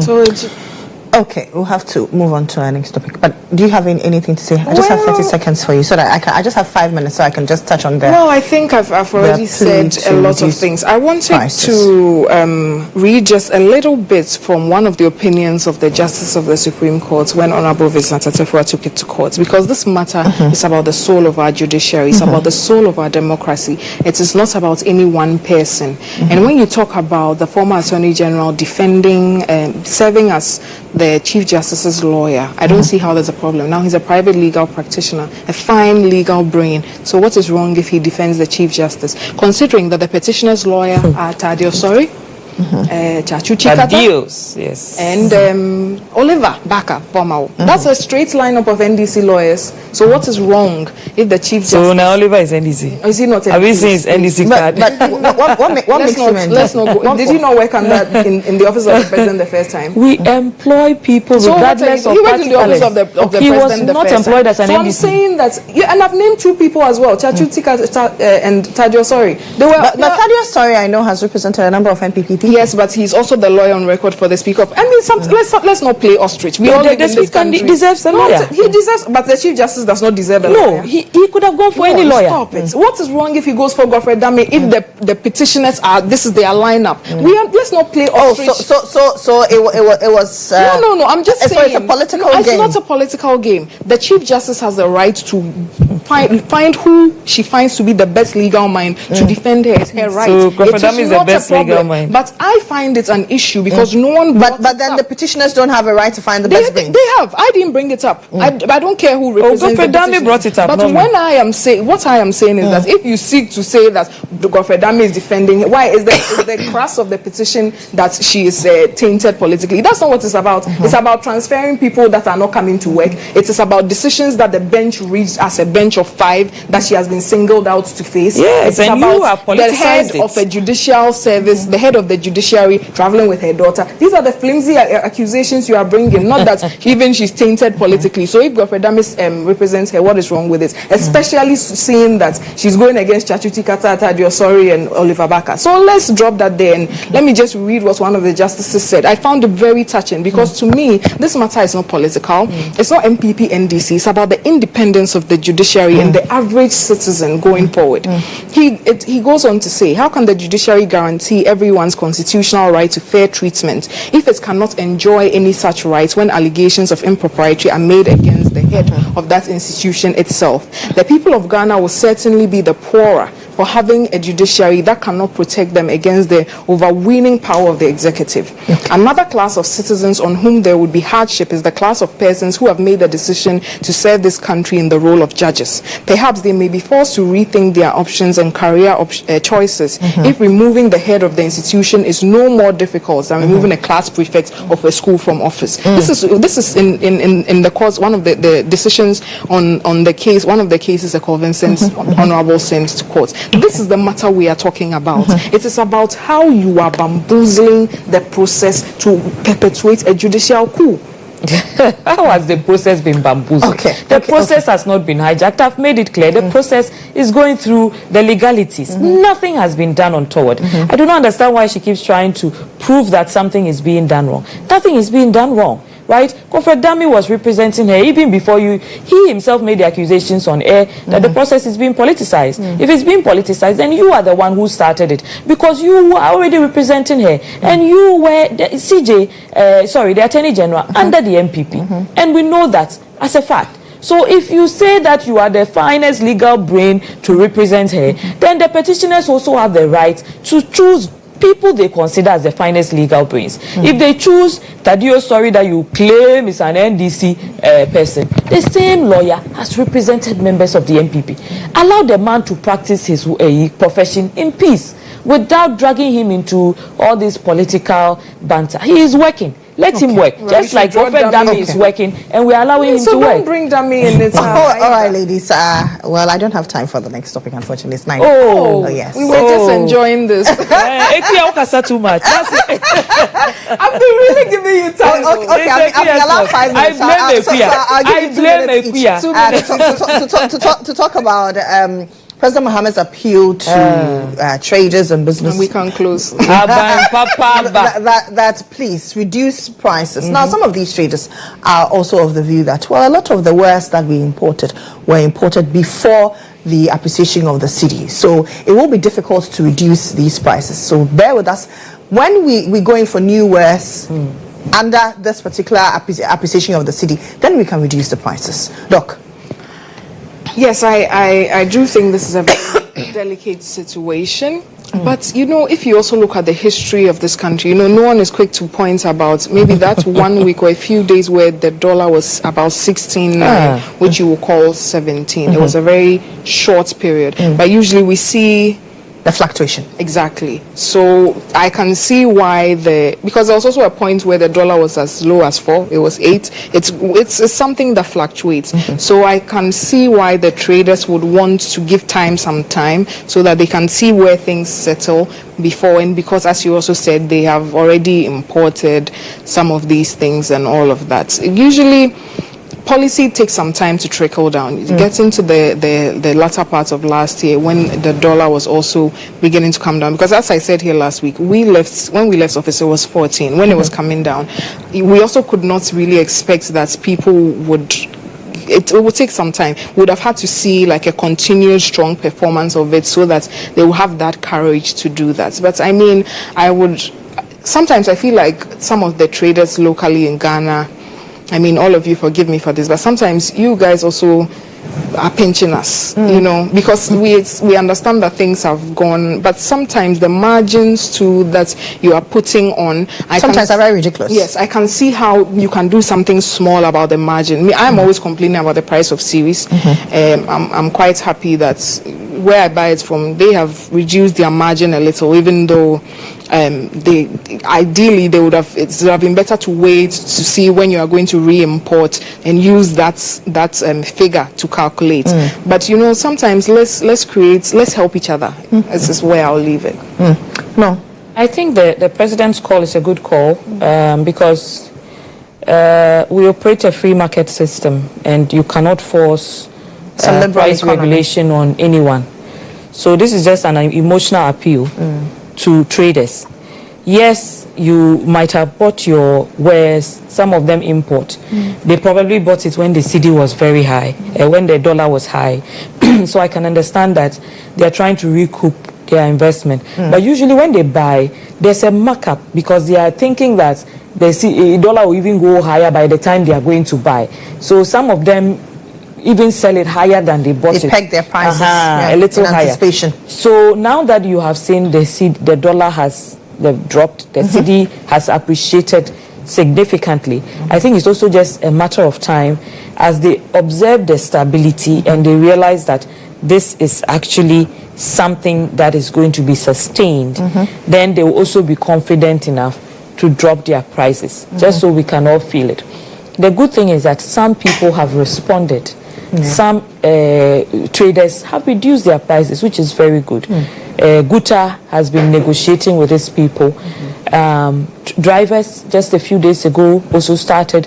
Some of them are still resistant, but the majority have reduced their prices. And the expectation is that the gains will spread across eventually as the cedi continues to appreciate against the dollar. We have never seen this before. When the MPP took over, the dollar was 4 cedis, 70, 80 pesos. They dragged it from there all the way to 17 cedis. A clear indication 14. We left it at 14. Of terrible, when election time you were throwing in some dollars to drag it down. Isn't that what you know your doing modus too? operandi. That's what you also do. Easy do right? Why were you not able to bring it down to this level while you were in government? So-called economic messiahs. But today in opposition, you see them shouting that their policies are the ones, which is unfortunate.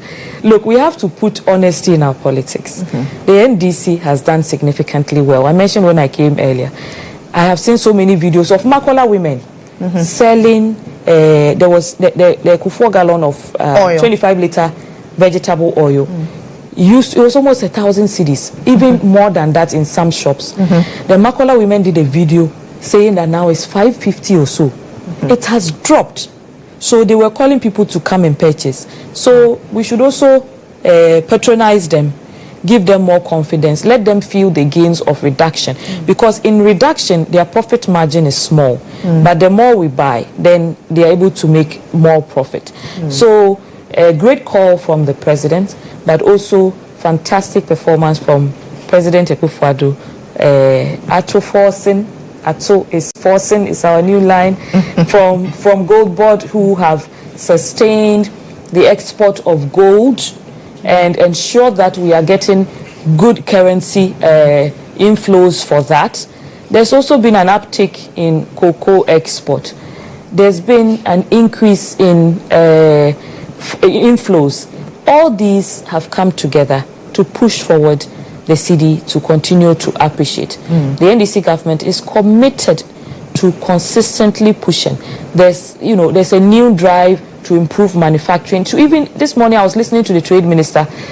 There's a new project that's trying to improve the exports of Ghana to the EU and to reduce the rejected goods from Ghana to the EU so that we can earn more foreign currency from all of that. You see, it's an inter-institutional approach. And this NDC government is committed to doing that to ensure that the gains are sustained. Aban Papa and Abba. All of us are feeling the gains. Hey, Nuong, we'll come and sit here again next year. Thank you, I will play your voice to you. And show against. Thank you, ladies. That's Nuong Faalong. She's a member of the NDC Communications team. And Dr. Ekua Amoakoh is a member of the NPP Communications team. My name is Lily Mohammed. I am back after this breather. Today is World Menstrual Hygiene Day. We're going to demystify some myths. Stay with me.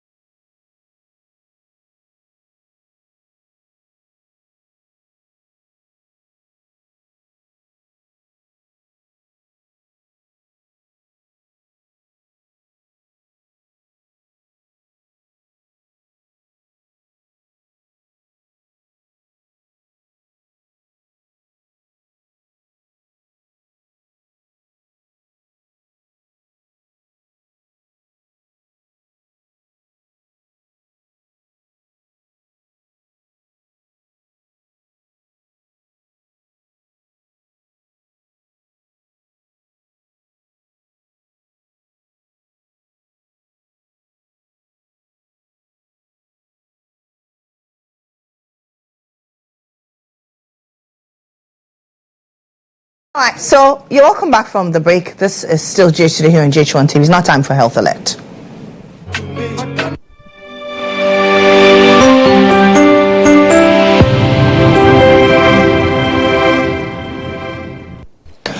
So on Health Alert this morning, we're discussing Menstrual Hygiene Day. Today is Menstrual Hygiene Day and is marked globally, and how persons living with disability also express themselves during this period, how these persons are protected, their rights are not abused during their periods, as every woman goes through. This morning, I've been joined by three persons from the Ghana National Association of the Deaf. I've been joined by Isia Jara, Christiana Yag, and Abigail Usai. We're talking about menstrual hygiene. What does it mean for them as women, and what is the Ghana National Association of the Deaf doing together with its collaborators to improve better hygiene for women during those periods? I'll first ask Isi. Isi, what is not doing and who is not representing?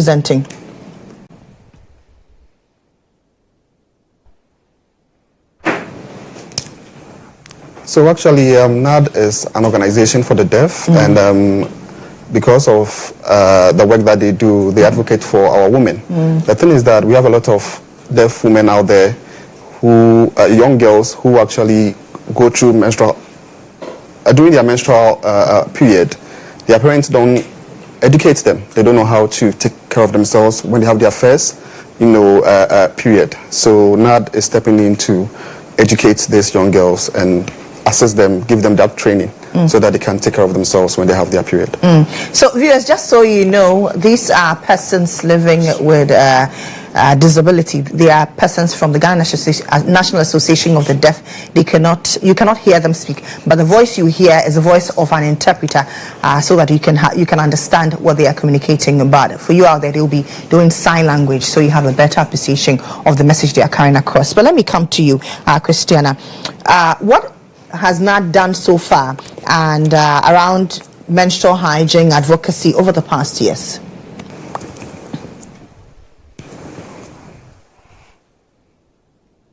NAD as an organization has actually worked a lot around menstrual hygiene for our young girls, and we have been having trainings for these young girls, those who are in school and those who are also out of school. We support them with sanitary pads. We go to their schools to donate sanitary pads to the students, so that when they have their first period, they'll be able to take care of themselves. The problem is that most of the deaf kids that we have out there don't know anything about how to keep themselves clean when they are in the time of their month. So now they're supporting most of the deaf schools with sanitary pads so that they don't miss classes, because most of the time they don't come to school because they are in their period. So they miss a lot of class when they are in that time of the month. Beyond this, Abigail, there are challenges that a lot of persons who live with disabilities, especially deaf women, face during that time of the month. What are these challenges?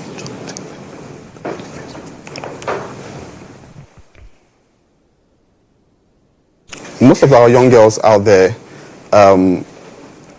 they come from a very deprived areas, very poor homes, and mostly it's difficult for them to purchase sanitary pads, to cater for themselves in that month of their period. So when they have their period, sometimes what they do is that because they can't afford sanitary pads, they would rather stay at home.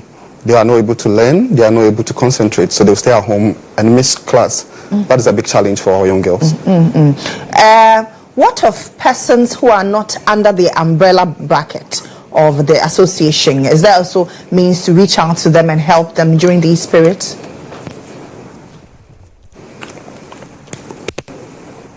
Yes, exactly. Actually, NAD is for all deaf people. So it doesn't matter whether you're part of the association or not. When we visit the communities, especially the out-of-school deaf people, we support them with the trainings, the sanitary pads, so that they can also cater for themselves in that time of the month. Is it difficult to have information flow to these women, especially using the national sign languages?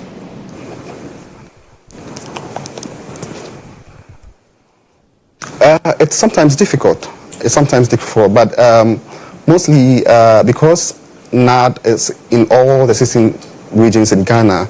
We have the leaders, that is those who lead the association in the regions, who actually do their best, go into the communities and educate our members, because they have received some training to also train them as to what to do.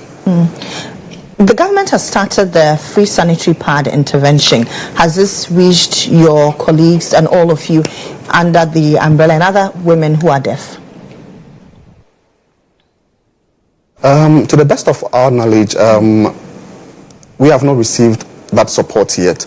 But I think that as time goes on, as government is giving this free sanitary pad, we will plead with government if he can also turn his focus to the deaf schools, because most of the deaf schools are boarding schools, and maybe if government cannot locate them, NAD is available to give them all the necessary information that they need. Abigail wants to come in. For me, I'm also a student myself, and in my school for some time now, even though we've had government giving sanitary pads, we have not received anything like that. But we hope that it will get to our turn so that we can also enjoy that. Christy wants to come in.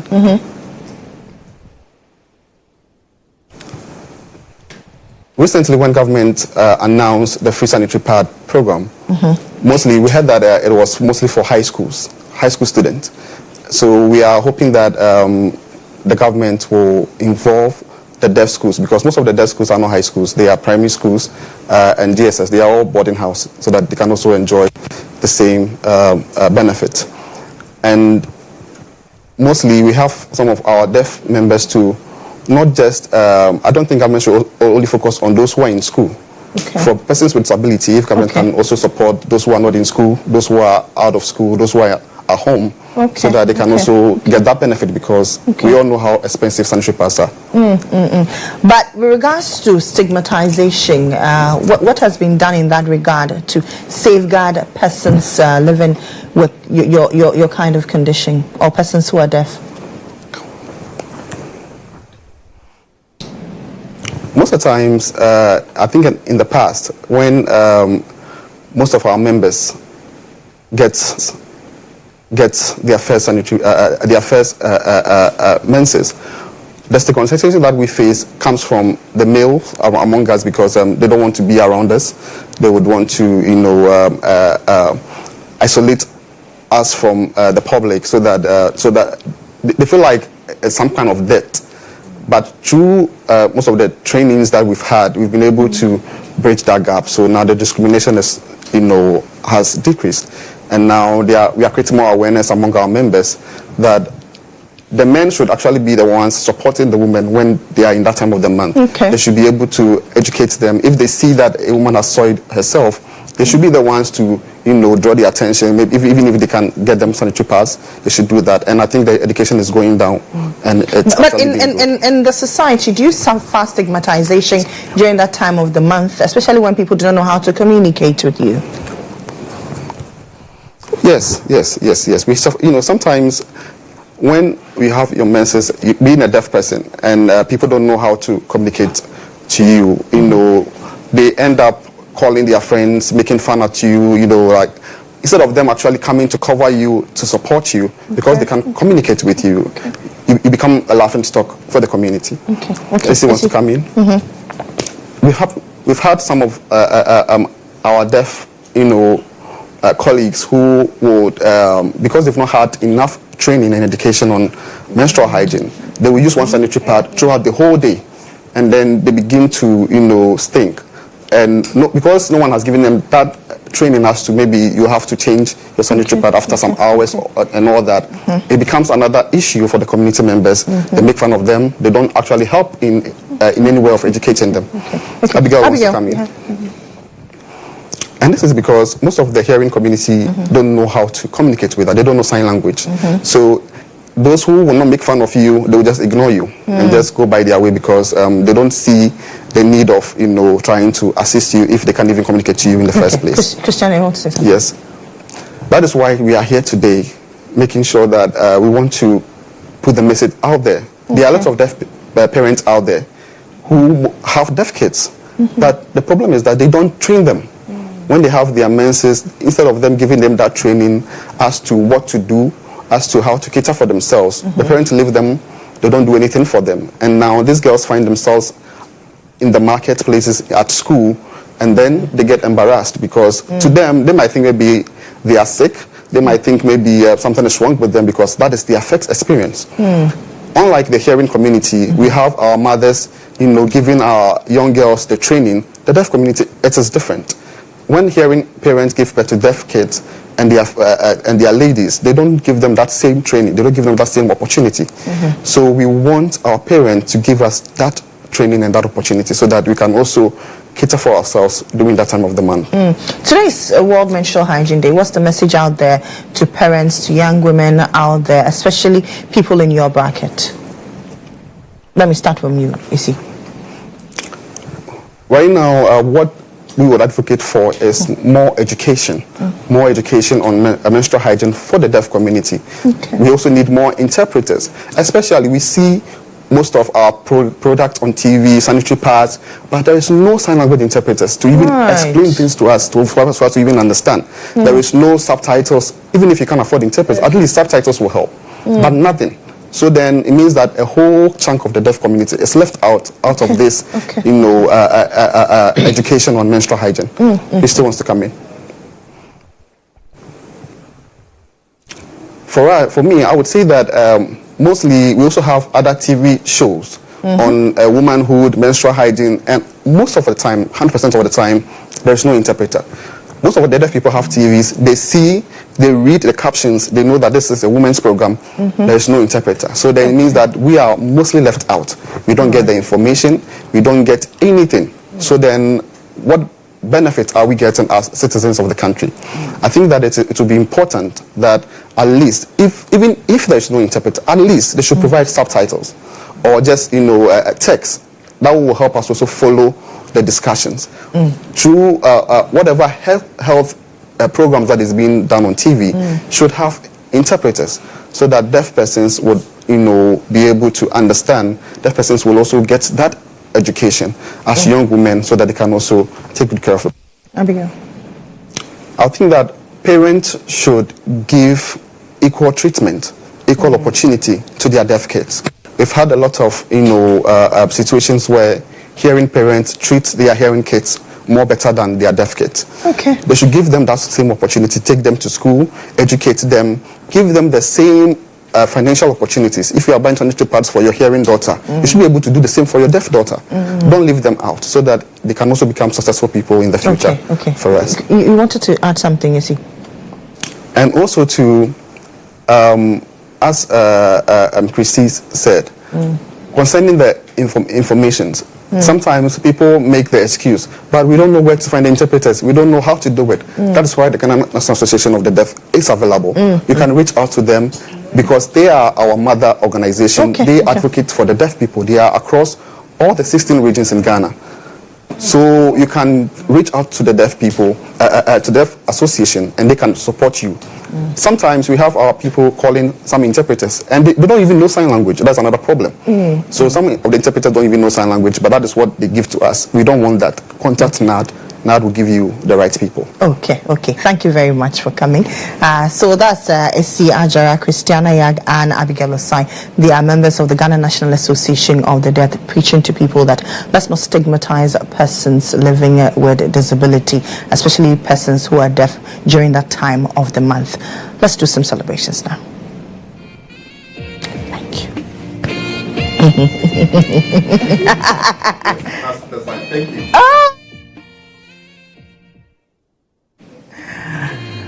Okay, so happy birthday to our mother, to the wife of our CEO, Mrs. Dorcas Anochi Edisi.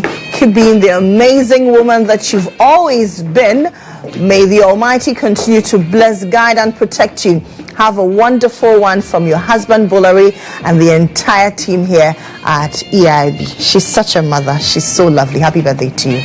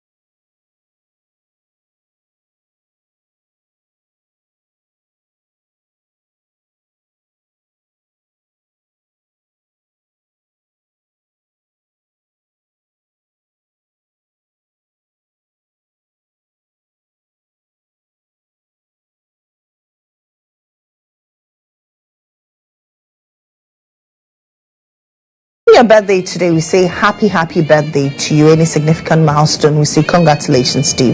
Let's still stay on health alert as we continue to talk about World Menstrual Hygiene Day. What does period friendly mean to you out there as a woman, as a Ghanaian? My guest this morning is Archibald Adams. He's communications, media and PR lead at Oxfam Ghana. Good morning. Morning. Very well, thank you. It's good to have you. Very well. When we say a period friendly world, what does that mean? Right, so let me say good morning to your viewers. When we say a period friendly world, we're looking at a world where girls and young women can menstruate in dignity, a world where young girls and young women can menstruate without any stigma, where we have menstruation issues being discussed openly, and where women and girls with challenges can seek for attention and can seek for some information. You know that, I mean, I'm not a woman, but since advocating for women, I've come across some colleague females and then some women who have had to be rushed to the hospital because they have intensive pain or serious pain when it comes to their menstruation. So looking at a world where you can go about your menstruation without challenges, we can go about your menstruation knowing that there's a bit of support system for you so that you don't miss school, you don't miss your productive hours, and you can still continue with your life. Where are we in Ghana in period friendly world? Okay, so we are making a progressive step, especially with the announcement of the free sanitary pad distribution policy by government. We are making a progressive step, but we still have issues of stigma not being talked about. We still have some young girls having to experience their first menstruation without anyone pre-informing them. We've had. I'm sure you saw the interview I did. Yes. I was watching and I was amazed. I mean, Oxfam in Ghana belongs to the CSO platform on the SDGs that is championing the Don't Tax My Part campaign. And we've had some bit of interaction with the Ghana Federation of Disability Organization. But listening to that interview is giving me another twist to what we can do, the bit about labeling, the bit about audio messages and making sure that they are all being captured in that process. So we are making some progressive steps, but I still think that there's more room for improvement. We can do more. We want to have more men talk about it. We want to have fathers buying sanitary pad for their girls. We want to have offices, churches, mosques having sanitary pads in their washrooms, corporate organizations, so that just in case, you know the way it is, just in case it comes unplanned, it comes unannounced or earlier than planned, you can walk into the washroom and grab a sanitary pad and continue with your life. But let's look at the government interventions. You talked about the free sanitary pad initiative. What's been the impact of that? Have you been able to assess the impact? When I engaged the deaf people, they estimated that they have not received any of these sanitary pads, and so there's still more to do with regards to ensuring that a lot of young women out there are safe and have period-friendly world. Yesterday we had a roundtable discussion, and luckily we had a rep from the Ministry of Education, as well as a rep also from the Ministry of Gender, Children and Social Protection. You know, the initiative sits between these two ministries. So when we had the discussion, I mean, the President launched the policy in the latter part of April, and as we speak now, the process has started. They have put in bids for manufacturers to bid for the contract, so that the bit about purchasing, procurement and all those things will start. So I'm hopeful that by the end of June, tentatively, we can have the process on. From the discussion we had yesterday, they are going to use existing structures. So it's going to trickle down from the region to the district to the circuit and then to the school. What is going to happen is that distribution vans are going to go around to ensure that there's enough supply for every girl. We are told that every girl will get 2 packs each month, and they still are fashioning out whether it should be distributed quarterly or monthly, just so that we can take away all the issues about delay, procurement, vehicle breakdown, driver not feeling well, or weather issues, and then all that. So that is still being fashioned out so that we can have. But from the bird view, we have pledged our support to ensure that we can work with them. The CSO platform on the SDGs has more than 500 members scattered across the country, and what we have decided to do is that to work with them to ensure that we will not be witch hunting, but we'll be prompting them just in case a school has not got their supply, just in case a particular circuit of schools have not got their supply, so that we can quickly address the issue. You know very well that when you start new initiatives like this, they are certain to have bottlenecks in the beginning. So we are hopeful that we can work together and give ourselves up to about 6 to a year to have our hands on deck to ensure that this policy achieves its purpose. The president, according to the launch, said that he does not want any girl to miss school because of a sanitary pad. Now, taking away the school-going girl out of the equation, there are other young women out there. Last year, there were policies introduced to introduce tax waivers, and many are saying that why not scrap all the taxes in its entirety and then give access to grants, facilities for people to even produce more locally. Yes, so we are of the same view, the bit about scrapping off all taxes. Like you mentioned, 2 tax waivers were granted. The 20% import tax on locally manufactured raw materials and the 15% VAT on finished locally manufactured sanitary pads. And like you mentioned, this government policy targets only girls in primary and secondary schools. So the problem is that if you're not in primary school, you're out. If you are finished primary school, you're out. If you are finished secondary school, you are out. If you are you're not in any of the educational structure, you are out. And like the sisters who just left, if they are not in any government institution, government educational institution, they are out. So we are also saying that taxes should be scrapped off so that everyone, everywhere, every young girl, every young woman can actually walk in to buy the sanitary pad as and when she needs it. Some years back, sanitary pad was between 4 and 7 cities. Now, as we are talking, it's between 15 and 45 cities for the locally manufactured and above 100 cities for the imported. Our focus currently is ensuring that sanitary pads are available, affordable, and accessible. So we believe that... How do we achieve that? No, it's about ensuring that we have our taxes taken off. When you look at the imported sanitary pads, it will shock you to know that there's a percentage that goes to AU, there's a percentage that goes to Ekua, there's a percentage that goes to COVID, there's a percentage that goes to VAT, and then all others. There's about 34% tax on the sanitary, in the imported sanitary pads. And like we've seen, when the tax waivers were given, there has been some reduction with it, but we are seeing that these taxes can be taken off entirely so that we can revert to a price where everybody can buy it. Let's not forget that even though we applaud government, it's not a law yet. It's a policy. Should powers change hands and then in the next 4 years, what happens? Or should government run to a halt in terms of funding? What happens? Or should there be a lot of bureaucracies? What happens?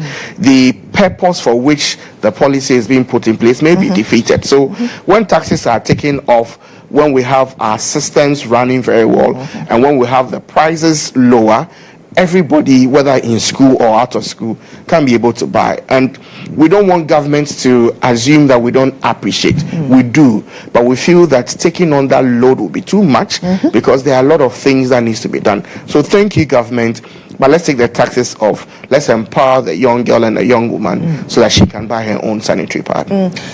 You mentioned that you held a roundtable discussion. This particular roundtable discussion, what were some of the teething challenges that a lot of these young women go through beyond even the school-going age that you identified, and what is the way forward beyond the scrapping of the taxes? So they talked about the issue about taboos, the issue about stigma, the issue that sometimes when you even walk into the shop or the supermarket to buy a sanitary pad, the bit about the way people look at you, and the fact that the male child is coming up, but we still have some male teachers, some male friends who still see menstruation as something evil, and the fact that sometimes even the way it is described, bad blood, dirty blood, and you are asked to stay away from people, you are asked not to cook, you are asked not to be in the midst of people. So young girls and women are still battling with these challenges, but like I mentioned, we are making a progressive step, and we are hoping that with all these things being put together, we can see that we are working towards a period-friendly world. Today is World Menstrual Hygiene Day. What is being done to commemorate the day? What are we doing for young women out there to ensure that I can have my period and I will not be shy about it? Okay, so today being World Menstrual Hygiene Day, I want to encourage everyone who is watching, if you have a daughter, if you have a niece, if you have a female colleague, if you have a sister, of course, everybody has a mother. If she's alive, buy her a pack of sanitary pad, and let's make the world a period-friendly world. The women at this discussion, especially the young ones, say that it was easy to talk about menstruation, especially when a woman has her first menstruation with her guardian. So it's something that we still, like I mentioned, is one of the taboos that parents don't hardly talk to their wards or their female girls, female daughters, female child when it comes to menstruation. We still have a lot of people who don't know about it, like I mentioned, and have had to experience it themselves. And when we did a roundtable discussion, some of the things that came up included the fact that the first point of call, the first point of source of information for these girls are their friends. But the challenge is that who is informing their friends, so to be able to properly inform these girls. So parents have a lot to do. Our religious institutions, our churches, our mosques, our traditional systems have a lot to do. Our educational system has a lot to do. I know Ghana Education Service is doing a lot, but we still need to do a lot more. And want to encourage all stakeholders that when you are doing such engagement, involve the male child as well. You mentioned that all stakeholders should get involved, but is the information available to these stakeholders? Because very often people give out what they know. So information is available. Whenever you are in doubt, please visit Ghana Health Service, their website or any of their social media handles. You can also visit other of our CSO members. We have that of Planned Parenthood Association of Ghana, MSI Ghana. You can also visit the CSO platforms, social media, Send Ghana, and then NORSAC, and then a few others. I'll prefer that if you don't know, you ask, and then instead of rather passing on the maybe a wrong information or the twisted information, so that you don't get yourself confused and also don't get the young girl confused. I think that parents must take the bit of ownership. Over the period of time, parents have left this bit of education in the hands of teachers. But when you have a male teacher who has not educated himself more, female teachers are fine because they experience it themselves. But when you have a male teacher who has not taken upon himself to educate himself to be able to pass it on, you can imagine if a girl mistakenly soils herself and she has to step out and the boys or the rest of the girls are shouting or screaming at her, what will be the reaction of this male teacher who has not been able to educate himself? So parents should, if you have a girl who is 10 years, in fact, the current Guinness record shows that the youngest girl to have given birth is 9. So what it means is that she probably started menstruating from age 8. So I want to encourage parents, once you have a girl, you have a niece or everyone who has any girl child in the family, begin to start talking to them. You can start about personal hygiene. You can talk about taking care of yourself, helping them to understand what these sexual organs are for and what they are not for. And then when you prepare them for it, so that just in case they are ready and they are ready to menstruate, they already know what to do, where to tend to, so that they will not think that they have been bitten by a snake or there's a wound and they have to keep washing till the blood goes off. What should be the role of corporate Ghana? So I think corporate Ghana needs to take up a step. We know that this policy that government is embarking on is purposely for school girls, primary and secondary schools. I believe that some corporate organizations do have their corporate social responsibility geared towards the area of health, and they want to donate some sanitary pads on an annual space. We want to ask that all these things should be put together into probably a national sanitary pad bank to serve as a buffer stock for the policy, just in case there are challenges, just in case the driver who's supposed to deliver the sanitary pads at Narirugu or Savannah region or Bando or Oti region, and there's a problem, we can rely on these. So these can be run at the regional level, at the national level, and at the state level, so that we don't defeat the purpose and we don't have our young girls having to sleep with other boys, having to sleep with other men, so that they can get a sanitary pad, one or two, to be able to manage this natural phenomenon. When you talk about taboos, very often it's highly prevalent up north. What's Oxfam and other CSOs doing in regards to this? So we believe that when people have more information, they will become more conscious, and then they can be able to take the right decision. So what we are doing with other members of the CSO platform on the SDGs is continuous education. So for instance, this morning we're having a Twitter, an X storm. What we are just doing is using our social media handles to send out information on what menstruation is, what are the signs, what you have to do, how long do you need to change your pad, how many times you need to take your bath, what are the myths and misconceptions, and how can you also educate a girl or a young woman by your side. So we are doing that, and we'll continue to do that beyond World Menstrual Hygiene Day. Okay, it's been good having you, Archibald. Thank you very much for coming, and continue to do what you do for our young women out there, and every woman out there as well. So that's Archibald Adams. He is the Communications, Media and PR Lead at Oxfam Ghana. Today is Menstrual Hygiene Day. Please buy a sanitary pad for a woman that you know. It may even be a woman in your workspace or any woman around you. That's it for the show. My name is Lily Mohammed. I'll see you again on Monday. But until then, at 11:30, I'll bring you the midday news. Bye for now.